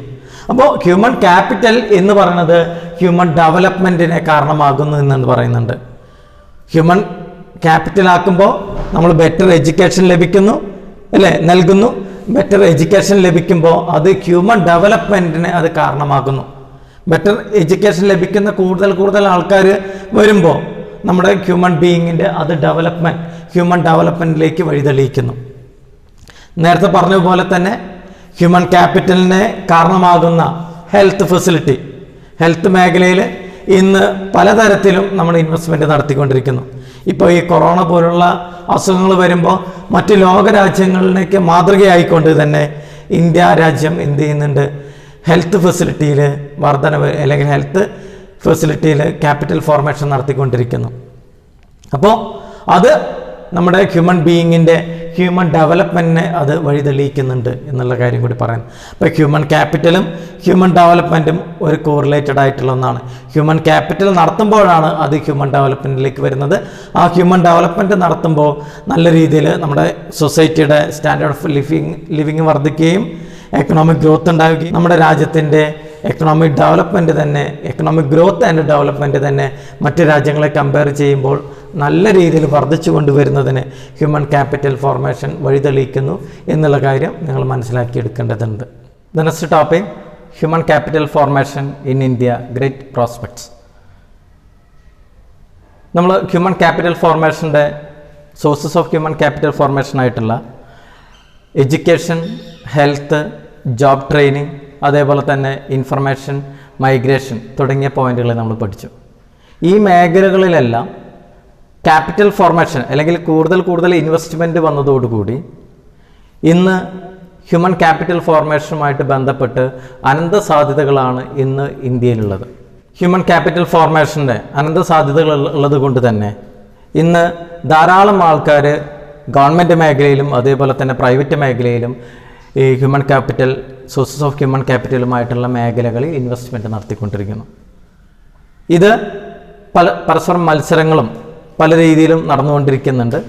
അപ്പോൾ ഇതിനൊക്കെ റെഗുലേറ്റ് ചെയ്യാൻ വേണ്ടി പലതരത്തിലുള്ള സ്ഥാപനങ്ങളുണ്ട്. നമുക്കതിൽ ഏറ്റവും ആദ്യം ഡിസ്കസ് ചെയ്യേണ്ടത് the regulatory bodies in education സെക്ടറിലുള്ള അതിനെ ഇത്തരത്തിലുള്ള കാര്യങ്ങളെ നിയന്ത്രിക്കുന്ന ബോഡീസ് ഏതൊക്കെയാണ്? ഒന്ന്, national council for education research and training എന്ന് പറയുന്ന NCERT, അതേപോലെ തന്നെ യൂണിയൻ ഗ്രാൻഡ് കമ്മീഷൻ എന്ന് പറയുന്ന UGC, then all India council of technical education എന്ന് പറയുന്ന AICTE തുടങ്ങിയ സ്ഥാപനങ്ങൾ ഇന്ന് എഡ്യൂക്കേഷൻ മേഖലയെ നിയന്ത്രിക്കുന്നതിന് വേണ്ടിയിട്ടുള്ള സ്ഥാപനങ്ങളാണ്. ഇതോടൊപ്പം തന്നെ മെഡിക്കൽ മേഖലകളിലും അല്ലെങ്കിൽ ഹെൽത്ത് ഇൻഫ്രാസ്ട്രക്ചർ മേഖലകളിലും ഹെൽത്ത് എഡ്യൂക്കേഷനെ റെഗുലേറ്റ് ചെയ്യുന്നത് നമുക്കറിയാം. ഇന്ന് ധാരാളം ഹോസ്പിറ്റലുകൾ അതേപോലെ തന്നെ മെഡിക്കൽ റിസർച്ച് ഇൻസ്റ്റിറ്റ്യൂട്ടുകളൊക്കെ ധാരാളം വരുന്നുണ്ട്. കാരണം മെഡിക്കൽ മേഖലകളിൽ ഒരു ഹ്യൂമൻ ക്യാപിറ്റൽ ഫോർമേഷൻ നടക്കുന്നതിൻ്റെ ഭാഗമാണ്. അപ്പോൾ ഇത്തരത്തിലുള്ള സ്ഥാപനങ്ങളെ നിയന്ത്രിക്കേണ്ടത് വളരെ അത്യാവശ്യമാണ്. അതിനുവേണ്ടി നമ്മുടെ ഇന്ത്യയിലുള്ള പ്രധാനമായിട്ടുള്ള റെഗുലേറ്ററി ബോഡീസിൻ്റെ ഹെൽത്ത് എഡ്യൂക്കേഷൻ നോക്കാം. ഒന്ന്, Indian council four medical research ICMR എന്ന് പറയുന്നത്, അതേപോലെ തന്നെ നഴ്സിംഗ് കൗൺസിൽ, ഫാർമസി കൗൺസിൽ, ഇത്തരത്തിലുള്ള സ്ഥാപനങ്ങൾ അല്ലെങ്കിൽ ഏജൻസികളെല്ലാം എന്ത് ചെയ്യുന്നത് ഹെൽത്ത് സെക്ടർ ഇൻഫ്രാസ്ട്രക്ചറുകളിൽ അല്ലെങ്കിൽ ഹെൽത്ത് എഡ്യൂക്കേഷനെ റെഗുലേറ്ററി ചെയ്യാനുള്ള ഇൻസ്റ്റിറ്റ്യൂഷൻസാണ്. ഇതോടൊപ്പം തന്നെ നമുക്കറിയാം 2009 ഡിസംബറിൽ പാർലമെൻറ്റ് എന്ത് ചെയ്യുന്നുണ്ട്, ഫണ്ടമെൻ്റൽ റൈറ്റ്സ് ഓഫ് എഡ്യൂക്കേഷൻ എന്നുള്ള രീതിയിൽ 6 ഇയേഴ്സ് മുതൽ 14 ഇയേഴ്സ് വരെയുള്ള കുട്ടികൾക്ക് ഫ്രീ ആൻഡ് കമ്പൽസറി എഡ്യൂക്കേഷൻ കൊടുക്കുന്നതിന് വേണ്ടിയിട്ട് നമ്മുടെ ഗവൺമെൻറ് 2009 ഡിസംബറിൽ പാർലമെൻറ്റിൽ നിയമം പാസ്സാക്കിയിട്ടുണ്ട്. Next topic, growth in government expenditure on education. നമ്മുടെ എഡ്യൂക്കേഷൻ മേഖലയിൽ ഗവൺമെൻറ് ധാരാളം പൈസ ചെലവഴിക്കുന്നുണ്ട്. നമുക്കറിയാം, വിദ്യാഭ്യാസത്തിന് ഇപ്പോൾ ഈ കഴിഞ്ഞ കാലഘട്ടങ്ങളിലായിട്ട് ഗവൺമെൻറ് പ്രൈമറി എഡ്യൂക്കേഷൻ, അതേപോലെ തന്നെ എലിമെൻ്ററി എഡ്യൂക്കേഷൻ, ഹയർ എഡ്യൂക്കേഷൻ, ഓരോ എഡ്യൂക്കേഷൻ്റെ ഓരോ മേഖലകളിലും സ്കൂളിൻ്റെ നവീകരണത്തിന്, അതിലെ ഇൻഫ്രാസ്ട്രക്ചർ ഫെസിലിറ്റികൾ വർദ്ധിപ്പിക്കുന്നതിനൊക്കെ വേണ്ടിയിട്ട് ധാരാളം പണം ഗവൺമെൻറ് ചെലവഴിച്ചിട്ടുണ്ട്. അപ്പോൾ നമുക്കിവിടെ ഡിസ്കസ് ചെയ്യേണ്ടത് growth of the government expenditure on education. അത് രണ്ട് രീതിയിൽ യഥാർത്ഥത്തിൽ പറയുന്നുണ്ട്. ഒന്ന്, as A percentage of total government expenditure, ഗവൺമെൻറ്റിൻ്റെ മൊത്തം ചെലവിൽ എത്രത്തോളം പൈസ എഡ്യൂക്കേഷന് വേണ്ടി ചെലവഴിക്കുന്നു. അത് കാണിക്കുന്നത് importance of government gives to the education, education government എത്രത്തോളം പ്രാധാന്യം കൽപ്പിക്കുന്നു എന്നതാണ് ഇതിലൂടെ നമുക്ക് കാണുന്നത്. ഇത് as A percentage of total government expenditure. അതേപോലെ രണ്ടാമത്തെ രീതിയാണ് as A percentage of GDP, അല്ലെങ്കിൽ നമ്മുടെ ഗവൺമെൻറ്റിൻ്റെ കിട്ടുന്ന വരുമാനത്തിൽ അല്ലെങ്കിൽ GDP-യിൽ എത്ര പെർസെൻറ്റേജ്, എത്ര ശതമാനത്തോളം ഒരു എഡ്യൂക്കേഷന് വേണ്ടി ചെലവഴിക്കുന്നു, അല്ലേ? How much income spend on education. ഈ ഒരു രണ്ട് രീതിയിലാണ് നമ്മുടെ growth of the government expenditure. ഏത് രീതിയിലാണെങ്കിലും നമുക്കിതുമായിട്ട് ബന്ധപ്പെട്ട് ഒരു ടേബിൾ നമുക്കിവിടെ നോക്കാം. ഇവിടെ നിങ്ങൾക്ക് കാണാം ഇയർ GDP പെർസെൻറ്റേജ്, അതേപോലെ പെർസെൻറ്റേജ് ഓഫ് ടോട്ടൽ എക്സ്പെൻഡിച്ചർ എന്നുള്ളത്. നേരത്തെ നമ്മൾ ആ രണ്ട് രീതി പറഞ്ഞല്ലോ, ആ രണ്ട് രീതിയെ അടിസ്ഥാനമാക്കിയിട്ടുള്ള ഒരു ടേബിളാണ് നമ്മൾ കാണിച്ചത്. ഇയർ 1952 കൊടുത്തിട്ടുണ്ട്, അതേപോലെ തന്നെ 2012 കൊടുത്തിട്ടുണ്ട്, ഇതിൻ്റെ ഇടയിലുള്ള ഇയേഴ്സും കൊടുത്തിട്ടുണ്ട്. നമുക്ക് ആ GDP പെർസെൻറ്റേജ് എന്നുള്ള രീതിയിലേക്ക് കൊടുക്കാം, അല്ലെങ്കിൽ അത് നോക്കാം. GDP പെർസെൻറ്റേജിൽ ഈ 1952 GDP-യുടെ 0.64% മാത്രമാണ് എഡ്യൂക്കേഷന് വേണ്ടി ചെലവഴിച്ചിരുന്നത്. എന്നാൽ അത് 2002 ആയപ്പോഴേക്ക് 0.64% എന്നുള്ളത് ഹെൽത്തിൻ്റെ അല്ലെങ്കിൽ GDP-യുടെ ആ പെർസെൻറ്റേജ് 4.02%-ലേക്ക് വർദ്ധിപ്പിച്ചിട്ടുണ്ട്. എന്നാൽ 2012 എക്സ്പെൻഡിച്ചേഴ്സ് 3.31 എന്നുള്ള രീതിയിൽ വീണ്ടും അതിൽ നിന്ന് 4.02 എന്നതിൽ നിന്ന് വീണ്ടും കുറഞ്ഞു വന്നിട്ടുണ്ട്. ഇനി ടോട്ടൽ എക്സ്പെൻഡിച്ചർ വൈസ് നോക്കുകയാണെങ്കിൽ 7.92%-ഓളം നമ്മുടെ ഗവൺമെൻറ്റിൻ്റെ മൊത്തം ചെലവിൽ 7.92%-ഓളം എഡ്യൂക്കേഷൻ മേഖലയ്ക്കാണ് ഗവൺമെൻറ് നീക്കി വെച്ചിട്ടുള്ളത്. അതേപോലെ തന്നെ അത് വീണ്ടും 2002 13.7 എന്നുള്ള രീതിയിൽ ഇൻക്രീസ് ആയിട്ടുണ്ട്. എന്നാൽ പിന്നെ നോക്കുമ്പോൾ 2012 നോക്കുമ്പോൾ ടോട്ടൽ എക്സ്പെൻഡിച്ചർ പെർസെൻറ്റേജ് വെച്ച് നോക്കുകയാണെങ്കിൽ 2002 ഡാറ്റ റിപ്പോർട്ടിനെ വെച്ച് നോക്കുമ്പോൾ 11.7% എന്നുള്ള രീതിയിലേക്ക് കുറയുന്ന രീതിയാണ് ടോട്ടൽ എക്സ്പെൻഡിച്ചർ. എന്നാൽ ഗവൺമെൻറ്റിൻ്റെ അനുദിനം എന്ത് ചെയ്യുന്നുണ്ട്, ഇപ്പോൾ ഈ കഴിഞ്ഞ 5 വർഷം അല്ലെങ്കിൽ നമ്മുടെ സംസ്ഥാന ഗവൺമെൻറ്റിൻ്റെ ഇത് നോക്കുകയാണെങ്കിൽ പ്രൈമറി എഡ്യൂക്കേഷൻ മേഖലയിൽ എഡ്യൂക്കേഷൻ സെക്ടറിൻ്റെ ഇതിൽ ഡെവലപ്മെൻറ്റിന് വേണ്ടിയിട്ട് ധാരാളം പണം സ്കൂളുകൾ മോടി പിടിപ്പിക്കുന്നതിന്, ഇൻഫ്രാസ്ട്രക്ചർ ഫെസിലിറ്റി വർദ്ധിപ്പിക്കുന്നതിന്, അധ്യാപകരുടെ എണ്ണം വർദ്ധിപ്പിക്കുന്നതിന്, കുട്ടികളുടെ എണ്ണം സ്കൂളുകളിൽ പ്രൈമറി എഡ്യൂക്കേഷനിൽ മേഖലകളിൽ വർദ്ധിക്കുന്നതിനൊക്കെ വേണ്ടിയിട്ട് ധാരാളം പണം ഗവൺമെൻറ് ചെലവഴിച്ചിട്ടുണ്ട്. അപ്പോൾ നമുക്ക് നോക്കുകയാണെങ്കിൽ ഇപ്പോൾ ഇതിൻ്റെ ഒരു റിപ്പോർട്ടൊക്കെ നോക്കുകയാണെങ്കിൽ പ്രൈമറി നമ്മൾ മൊത്തം ചെലവിൻ്റെ വെച്ച് നോക്കുകയാണെങ്കിൽ ഗവൺമെൻറ് ഏറ്റവും കൂടുതൽ പ്രാധാന്യം കൽപ്പിച്ചുള്ളത് എലിമെൻ്ററി എഡ്യൂക്കേഷൻ അല്ലെങ്കിൽ പ്രൈമറി എഡ്യൂക്കേഷൻ മേഖലകളിലാണ് ഏറ്റവും കൂടുതൽ പണം അതിൻ്റെ എക്സ്പെൻഡിച്ചറിൽ പൈസ കൂടുതലായിട്ട് ചെലവഴിച്ചതായിട്ട് കണ്ടിട്ടുണ്ട്. ഒപ്പം ഹയർ എഡ്യൂക്കേഷൻ വെച്ച് നോക്കുകയാണെങ്കിൽ ഹയർ എഡ്യൂക്കേഷൻ മേഖലയിൽ ചെലവ് ഒരു കുറയുന്ന രീതിയിലാണ് ഇതിവിടെ കണ്ടിട്ടുള്ളത്. അടുത്ത ഒരു റിപ്പോർട്ട് പറയുന്നത് ഇത് മാത്രമല്ല, ഇനി നമ്മുടെ ഈ പെർ ക്യാപിറ്റ എഡ്യൂക്കേഷൻ അല്ലെങ്കിൽ disparity in the case of per capita എഡ്യൂക്കേഷനെ ബേസ് വെച്ച് നോക്കുകയാണെങ്കിൽ പെർ ക്യാപിറ്റ എഡ്യൂക്കേഷൻ എന്ന് ഉദ്ദേശിച്ചത് എത്രത്തോളം നമ്മുടെ രാജ്യത്തിൻ്റെ മൊത്തം വരുമാനത്തിൻ്റെ എത്ര പൈസ നമ്മുടെ സ്റ്റേറ്റുകൾക്ക് ചെലവഴിക്കുന്നു എന്നുള്ളത് വെച്ച് നോക്കുമ്പോൾ അങ്ങനെ വയ്ക്കുമ്പോൾ അതിലൊരു ചെറിയൊരു ഡിസ്പാരിറ്റി കാണുന്നുണ്ട്. ഹിമാചൽ പ്രദേശിന് ഏകദേശം 12,500 rupees, അതായത് 2009 and 10 റിപ്പോർട്ട് പ്രകാരം 12,500 rupees per capita education expenditure ആയിട്ട് കൊടുത്തിട്ടുണ്ട്. ഹിമാചൽ പ്രദേശിന് മാത്രം എന്ത് ചെയ്യുന്നുണ്ട്, 12,500 രൂപ പെർ ക്യാപിറ്റ എക്സ്പെൻഡിച്ചർ എന്നുള്ള രീതിയിൽ ആ സ്റ്റേറ്റിൽ ചിലവഴിച്ചിട്ടുണ്ട്. അതേപോലെ അത് മറ്റ് സ്റ്റേറ്റുകളേക്കാൾ മറ്റ് സ്റ്റേറ്റ് വെച്ച് കമ്പയർ ചെയ്യുമ്പോൾ ഹിമാചൽ പ്രദേശിൽ കൂടുതലായിട്ട് ചിലവഴിച്ചിട്ടുണ്ട്. എന്നാൽ പഞ്ചാബിനെ കമ്പയർ ചെയ്യുകയാണെങ്കിൽ പഞ്ചാബിന് 2,200 എന്നുള്ള 2,200 ആണ് പെർ ക്യാപിറ്റ എഡ്യൂക്കേഷൻ എക്സ്പെൻഡിച്ചർ ആയിട്ട് കൊടുത്തിട്ടുള്ളത്. ഇനി അതേപോലെ തന്നെ നമ്മുടെ രാജ്യത്ത് പലതരത്തിലുള്ള എഡ്യൂക്കേഷൻ കമ്മീഷൻസ് വന്നിട്ടുണ്ട്. Radhakrishnan commission, Kothari commission, Mudaliar commission. ഇപ്പോൾ ഈ ലേറ്റസ്റ്റ് ആയിട്ട് ഇപ്പോൾ ഒരു പുതിയൊരു കമ്മീഷൻ വരികയും അല്ലേ ഫസൽ അലി കമ്മീഷൻസ് ഒക്കെ വന്നിട്ടുണ്ട്. അങ്ങനെ തരത്തിലുള്ള പലതരത്തിലുള്ള കമ്മീഷൻസ് വന്ന് ഈ കമ്മീഷൻ്റെ ഭാഗമായിട്ട് പുതിയ കമ്മീഷൻ്റെ ഭാഗമായിട്ട് നമ്മുടെ എഡ്യൂക്കേഷൻ സിസ്റ്റം തന്നെ ഇപ്പോൾ ചിലതായിട്ട് മാറ്റിയിട്ടുണ്ട് എന്നുള്ളത് നിങ്ങൾ പത്രത്തിൽ നിന്ന് വായിച്ചിട്ടുണ്ട്. അപ്പോൾ 1964 to 66 എന്ന് പറയുന്ന കാലഘട്ടത്തിലുണ്ടായിരുന്ന എഡ്യൂക്കേഷൻ കമ്മീഷൻസ് ഒക്കെ റിപ്പോർട്ട് പ്രകാരം നമ്മുടെ ഗവൺമെൻറ് ഏകദേശം GDPയുടെ 6% രൂപ എഡ്യൂക്കേഷന് വേണ്ടി 6% പണം എന്തിനു വേണ്ടി ചെലവഴിക്കണമെന്നതാണ്, എഡ്യൂക്കേഷന് വേണ്ടി ചെലവഴിക്കണം എന്നുള്ള രീതിയിലാണ് അവരുടെ റിപ്പോർട്ടുകളൊക്കെ പറഞ്ഞുള്ളത്. അതിൽ തബ്സ് മജുംദാർ കമ്മിറ്റി 1998 അദ്ദേഹം 1998 ഉണ്ടായിരുന്ന എഡ്യൂക്കേഷൻ കമ്മീഷനാണ് തബ്സ് മജുംദാർ കമ്മിറ്റി. അദ്ദേഹം എസ്റ്റിമേറ്റ് ചെയ്തത് നമ്മുടെ ഏകദേശം അല്ലേ 1.37 ലാക്ക് ഒരു ഏകദേശം 10 വർഷം അല്ലേ 10 വർഷത്തോളം 1998-99 മുതൽ 2006-2007 വരെയുള്ള ഏകദേശം 10 വർഷത്തോളം നമ്മുടെ ഏത് കുട്ടികളുടെ 6 വയസ്സ് മുതൽ 14 വയസ്സ് വരെയുള്ള കുട്ടികളുടെ എഡ്യൂക്കേഷന് അവരുടെ എഡ്യൂക്കേഷൻ ബ്രിങ്ങപ്പ് ചെയ്യാൻ അല്ലെങ്കിൽ ഉയർത്തിക്കൊണ്ടുവരുന്നതിന് വേണ്ടിയിട്ട് ഏകദേശം 1.37 ലാക്ക് ചെലവഴിക്കണം അല്ലെങ്കിൽ അതിനുവേണ്ടി ഉപയോഗിക്കണം എന്നുള്ളതാണ് തബ്സ് മജുംദാർ കമ്മിറ്റി എസ്റ്റിമേറ്റ് ചെയ്തത്. അതോടൊപ്പം തന്നെ നമ്മുടെ ഗവൺമെൻറ് എന്ത് ചെയ്യുന്നുണ്ട്, ഓരോ യൂണിയൻ ഗവൺമെൻറ്റും നമ്മുടെ ബജറ്റ് ഇറക്കുമ്പോൾ നമ്മളിത് പറയുന്നുണ്ട് യൂണിയൻ ടാക്സസിൽ നമ്മുടെ എല്ലാ നികുതിയിലും 2% എന്ത് ചെയ്തിട്ടുണ്ട് എഡ്യൂക്കേഷൻ സെക്സ് ചുമത്താൻ 2004-2005 സെൻട്രൽ ബഡ്ജറ്റ് കമ്മിറ്റി അല്ലെങ്കിൽ സെൻട്രൽ ബഡ്ജറ്റ് എന്ന് ഇറക്കിയ സമയത്ത് 2004-2005 സെൻട്രൽ ബഡ്ജറ്റിൽ 2% എഡ്യൂക്കേഷൻ സെസ് എന്ന് പറയുന്ന യൂണിയൻ ടാക്സിൽ അത് ചുമത്താനായിട്ട് തീരുമാനിക്കുകയും അതിൻ്റെ ഭാഗമായിട്ട് എഡ്യൂക്കേഷൻ സെസ് ചുമത്തിയിട്ട് ഏകദേശം 6,000 കോടി അല്ലേ കളക്ട് ചെയ്യുകയും അത് എഡ്യൂക്കേഷൻ്റെ മേഖലയിൽ primary education then secondary education higher education ഓരോ മേഖലയിലും ഗവൺമെൻറ് കൂടുതലായിട്ട് ചെലവഴിക്കാൻ ശ്രമിച്ചിട്ടുണ്ട്. Next topic educational achievements in India. നമുക്ക് എഡ്യൂക്കേഷനിൽ എന്തെല്ലാം അച്ചീവ്മെൻറ്റ്സ് ആണ് ഇന്ത്യ നേടിയെടുത്തിട്ടുള്ളതെന്നാണ് നമുക്ക് ഡിസ്കസ് ചെയ്യേണ്ടത്. അതിനു മുൻപ് എഡ്യൂക്കേഷനുള്ളതിൻ്റെ അല്ലെങ്കിൽ എഡ്യൂക്കേഷൻ്റെ പ്രാധാന്യത്തെക്കുറിച്ചൊന്ന് പറയുന്നുണ്ട്. Education improves upon the level of the understanding. നമ്മുടെ അണ്ടർസ്റ്റാൻഡിങ്ങിൻ്റെ ലെവൽ വർദ്ധിപ്പിക്കാൻ പറ്റുന്നുണ്ട്.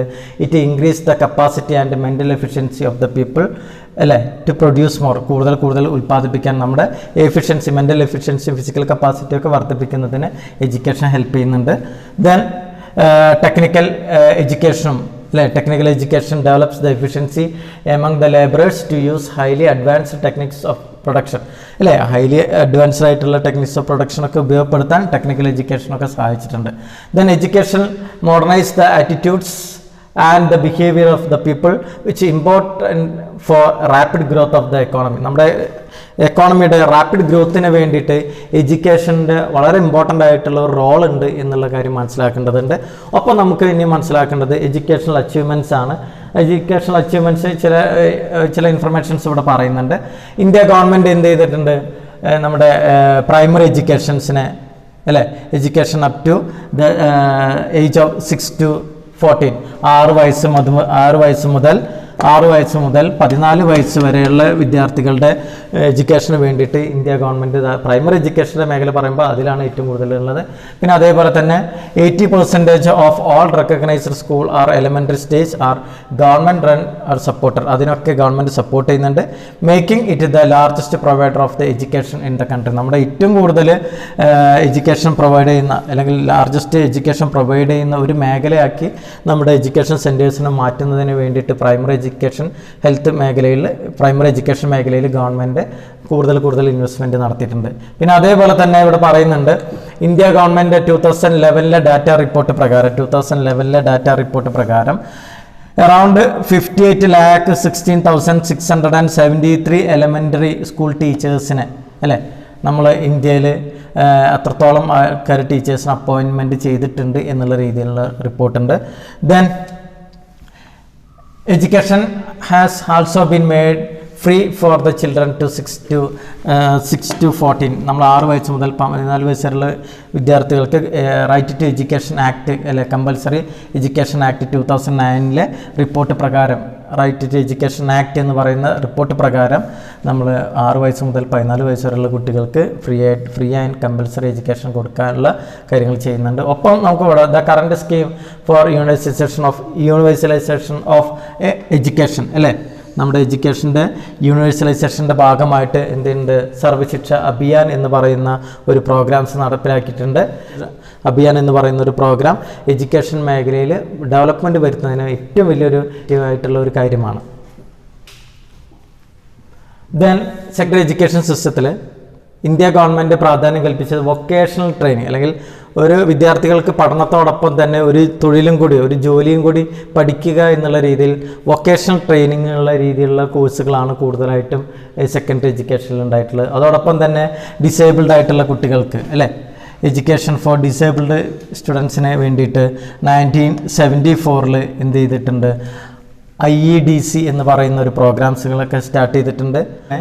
1965 ഗവൺമെൻറ് എന്ത് ചെയ്തിട്ടുണ്ട് കേന്ദ്രീയ വിദ്യാലയങ്ങളൊക്കെ സ്റ്റാർട്ട് ചെയ്തിട്ടുണ്ട്. കേന്ദ്രീയ വിദ്യാലയങ്ങൾ സ്റ്റാർട്ട് ചെയ്തതിൻ്റെ ലക്ഷ്യം എന്താണെന്ന് വെച്ചാൽ ഇപ്പോൾ ഗവൺമെൻറ് സർവീസിൽ വർക്ക് ചെയ്യുന്ന ആൾക്കാർ ഒരു സ്ഥലത്ത് നിന്ന് മറ്റൊരു സ്ഥലത്തേക്ക് പോയി കഴിഞ്ഞാൽ അവരുടെ മക്കൾക്ക് എന്ത് ചെയ്യുന്നു സെയിം ടൈപ്പായിട്ടുള്ള ഒരു എഡ്യൂക്കേഷൻ എല്ലായിടത്തും ലഭിക്കണം എന്നുള്ളത് കൊണ്ടാണ് കേന്ദ്രീയ വിദ്യാലയങ്ങളൊക്കെ എന്ത് ചെയ്തിട്ടുള്ളത് ഇന്ത്യ ഒട്ടാകെ സ്ഥാപിതമായിട്ടുള്ളത്. നാഷണൽ അച്ചീവ്മെൻറ്റ്സ് ഇൻ ഇന്ത്യയിൽ ഹയർ എഡ്യൂക്കേഷനുമായിട്ട് ബന്ധപ്പെട്ട് പറയുകയാണെങ്കിൽ നമ്മുടെ ഹയർ എഡ്യൂക്കേഷൻ ചൈന അമേരിക്ക അല്ലെങ്കിൽ ചൈനയും അമേരിക്കയും കഴിഞ്ഞാൽ 3rd ലാർജസ്റ്റ് ആണ് എന്താണ് നമ്മുടെ ഇന്ത്യയുടെ ഹയർ എഡ്യൂക്കേഷൻ സിസ്റ്റം. ഇവിടെ പറയുന്നുണ്ട് India's higher education system is the 3rd largest in the world after China and United. Educational അച്ചീവ്മെൻറ്റ്സിനെ കുറിച്ച് പറയുമ്പോൾ എഞ്ചിനീയറിംഗ് മേഖലകളിൽ ചില ഇൻസ്റ്റിറ്റ്യൂഷൻസ് ഉണ്ട്.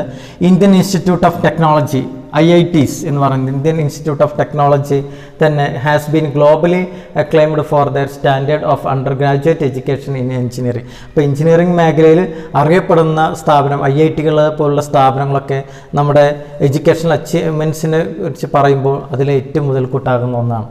എഡ്യൂക്കേഷണൽ അച്ചീവ്മെൻറ്റ്സ് ഇൻ ഇന്ത്യയെ ബേസ് ചെയ്തുകൊണ്ട് ഒരു ടേബിൾ ഇവിടെ കൊടുത്തിട്ടുണ്ട്. ഇതിൽ ചില ഇൻഫർമേഷൻസ് കൊടുത്തിട്ടുണ്ട്. ഒന്ന് അഡൽട്ട് ലിറ്ററസി റേറ്റ്, അതിൽ male female. Then primary completion rate percentage relevant age group male and female. അതേപോലെ തന്നെ യൂത്ത് ലിറ്ററസി റേറ്റ് എന്നുള്ള രീതിയിൽ. അപ്പോൾ നമ്മുടെ എഡ്യൂക്കേഷണൽ അച്ചീവ്മെൻറ്റ് നിങ്ങളുടെ ടെക്സ്റ്റ് ബുക്കിൽ ഇത് തന്നിട്ടുണ്ട്. അതേ ഒരു ഡാറ്റ ഇൻഫർമേഷനാണ് നമ്മളിവിടെ പറയുന്നത്. അഡൽട്ട് ലിറ്ററസി റേറ്റ് 1990 61.9, മെയിലിന് 61.9 ആയിരുന്നു. അത് 2005 and 10 ഒരു റിപ്പോർട്ട് പ്രകാരം ഏകദേശം 76.7% മെയിലിൻ്റെ അഡൽട്ട് ലിറ്ററസി റേറ്റ് വർദ്ധിപ്പിക്കാൻ പറ്റിയിട്ടുണ്ട്. ഇനി ഫീമെയിലിൻ്റെ ലിറ്ററസി റേറ്റ് 1990 37.9 ആയിരുന്നത് 2005 and 10 54.9 ആയിട്ട് ഇൻക്രീസ് ചെയ്തിട്ടുണ്ട്. ദെൻ പ്രൈമറി കംപ്ലീഷൻ റേറ്റ് വെച്ച് നോക്കുകയാണെങ്കിൽ മെയിൽ 78 ആയിരുന്നു 1990 78 ആയിരുന്നു ഉണ്ടായത്. 2005 96 എന്നുള്ള രീതിയിലേക്ക് അതിൻ്റെ ഇത് നമ്മൾ പ്രൈമറി കംപ്ലീഷൻ റേറ്റ് അല്ലെങ്കിൽ പെർസെൻറ്റേജ് ലെവൽ ഓഫ് ഏജ് ഗ്രൂപ്പിൽ മെയിൽ വർദ്ധിപ്പിക്കാൻ നമുക്ക് പറ്റിയിട്ടുണ്ട്. ദെൻ ഫീമെയിലിൻ്റെത് 1990 61 ആണ് ഉണ്ടായിരുന്നത്. അത് 95 എന്നുള്ള രീതിയിലേക്ക് നമുക്ക് എന്ത് ചെയ്യുന്നുണ്ട് primary completion rate primary education complete ചെയ്ത ഫീമെയിലിൻ്റെ എണ്ണം നമുക്ക് വർദ്ധിപ്പിക്കാൻ പറ്റിയിട്ടുണ്ട്. ദെൻ യൂത്ത് ലിറ്ററസി റേറ്റ് എന്ന് കൊടുത്തിട്ടുണ്ട്. യൂത്ത് ലിറ്ററസി റേറ്റ് എന്ന് പറയുന്നത് the age between 15 plus two 24 15 വയസ്സ് മുതൽ 24 വയസ്സ് വരെയുള്ള ആൾക്കാരുടെ ആണ്. അപ്പോൾ മെയിലിൻ്റെ ഇത് നോക്കുക 76.6 എന്നുള്ളതിൽ നിന്ന് 88 ആയിട്ട് വർദ്ധിപ്പിച്ചിട്ടുണ്ട് അല്ലെങ്കിൽ വർദ്ധിച്ചിട്ടുണ്ട്. ദെൻ ഫീമെയിലിൻ്റെ നമ്മുടെ യൂത്ത് ലിറ്ററസി റേറ്റ് വെച്ച് നോക്കുകയാണെങ്കിൽ 54.2 എന്നുള്ളത് 74 എന്നുള്ള രീതിയിലേക്ക് വർദ്ധിപ്പിച്ചിട്ടുണ്ട്. അപ്പോൾ നമുക്ക് ഇതിൻ്റെ ഒരു കൺക്ലൂഷൻ എന്നുള്ള രീതിയിലേക്ക് പറയാം. എഡ്യൂക്കേഷനിലെ അച്ചീവ്മെൻറ്റ്സ് അല്ലെങ്കിൽ നമ്മുടെ സോഴ്സസ് ഓഫ് ഹ്യൂമൻ ക്യാപിറ്റലുമായിട്ട് ബന്ധപ്പെട്ട് എഡ്യൂക്കേഷൻ്റെ മേഖലയിൽ ഗവൺമെൻറ് ധാരാളം പൈസ ചെലവഴിക്കുന്നുണ്ട്, എമൗണ്ടുകൾ ചെലവഴിക്കുന്നുണ്ട്. പക്ഷേ നമ്മുടെ ക്വാളിറ്റി ഓഫ് എഡ്യൂക്കേഷൻ വർദ്ധിപ്പിക്കുന്നതിന് ആവശ്യമായിട്ടുള്ള ഉതകുന്ന രീതിയിൽ ഇപ്പോഴും ആയിട്ടില്ല എന്നുള്ളൊരു കാര്യം കൂടിയുണ്ട്. അപ്പോൾ നമുക്ക് അടുത്ത ഒരു ടോപ്പിക്ക് ഡിസ്കസ് ചെയ്യേണ്ടത് what are the challenges or what are the challenges phasing the education sector ആണ് നമുക്ക് discuss. The last topic of this chapter, challenges for the future. നമ്മുടെ എഡ്യൂക്കേഷൻ മേഖല നേരിടുന്ന വെല്ലുവിളികൾ ഇനി എന്തെല്ലാമാണ് നമുക്ക് പറയാം. ഇതിൽ 2 പോയിന്റുകളാണ് പറയുന്നത്. എഡ്യൂക്കേഷൻ ഫോർ ഓൾ, അല്ലേ, എല്ലാവർക്കും ഉള്ള വിദ്യാഭ്യാസം. അത് ഇപ്പോഴും എന്താണ്, സ്റ്റിൽ എ ഡിസ്റ്റൻറ്റ് ഡ്രീം. പറയുന്നത് പോലെ എല്ലാവർക്കും വിദ്യാഭ്യാസം നേടണം അല്ലെങ്കിൽ നൽകണം എന്നുള്ള ഒരു കാഴ്ചപ്പാടാണ് ഗവൺമെൻറ്. ഇതിപ്പോഴും നമുക്ക് എന്ത് ചെയ്യാൻ കഴിഞ്ഞിട്ടില്ല, അത് നേടിയെടുക്കാൻ ഇപ്പോഴും കഴിഞ്ഞിട്ടില്ല. കാരണം എഡ്യൂക്കേഷന് വേണ്ടിയിട്ട് പലതരത്തിലുള്ള പല രീതിയിൽ primary education, secondary education, higher education മേഖലകളിലൊക്കെ ധാരാളം ഹ്യൂജ് എമൗണ്ട് ഗവൺമെൻറ് ചെലവഴിക്കുന്നുണ്ടെങ്കിലും പക്ഷേ നമ്മുടെ ലക്ഷ്യം നേടിയെടുക്കുന്നതിന് ആവശ്യമായിട്ടുള്ള രീതിയിലുള്ള ഒരു എക്സ്പെൻസ് അല്ലെങ്കിൽ ഒരു ചെലവ് ഗവൺമെൻറ്റിൻ്റെ ഭാഗത്ത് നിന്ന് ഇനിയും വരേണ്ടതുണ്ട്. രണ്ടാമതൊരു പോയിന്റ് എന്ന് പറയുന്നത് ഇവിടെ പറയുന്നത് ജെൻഡർ ഇക്വാലിറ്റിയാണ്, അവർ ജെൻഡർ ഇക്വിറ്റിയാണ്. അപ്പോൾ മറ്റ് പണ്ടത്തേക്കാണ് കമ്പയർ ചെയ്യുമ്പോൾ, പണ്ടത്തെ കാലഘട്ടത്തിനേക്കാൾ കമ്പയർ ചെയ്യുമ്പോൾ ഒരു ബെറ്റർ ദാൻ ആണ് ബിഫോർ, അല്ലെങ്കിൽ ബെറ്റർ ദാൻ ബിഫോർ എന്നുള്ള രീതിയിലാണ് ഏത് വരുന്നത്, ജെൻഡർ ഇക്വിറ്റി വരുന്നത്. അപ്പോൾ ഈ ചാപ്റ്ററിൻ്റെ സം ആൻഡ് സബ്സ്റ്റൻസ് എന്നുള്ള രീതിയിൽ നമുക്ക് ഡിസ്കസ് ചെയ്യുകയാണെങ്കിൽ സോഴ്സസ് ഓഫ് ഹ്യൂമൻ ക്യാപിറ്റൽ എന്ന് പറഞ്ഞിട്ടാണ് നമ്മൾ ഈ ചാപ്റ്റർ തുടങ്ങിയത്. ഒരു ഹ്യൂമൻ ബീയിങ്ങിനെ ഹ്യൂമൻ ക്യാപിറ്റലാക്കി മാറ്റണമെന്നുണ്ടെങ്കിൽ ചില പ്രൊസീജിയേഴ്സ് ഉണ്ട്, ചില കാര്യങ്ങൾ നമ്മൾ ചെയ്യേണ്ടതുണ്ട്. അവർക്ക് better education, health facility, then job training, അതേപോലെ തന്നെ നമ്മൾ ഡിസ്കസ് ചെയ്തിട്ടുള്ള ഇൻഫർമേഷൻസ്, മൈഗ്രേഷൻ തുടങ്ങിയ കാര്യങ്ങളൊക്കെ വേണ്ടിവരും. പിന്നെ നമ്മൾ ഡിസ്കസ് ചെയ്തത് human capital and human development, economic growth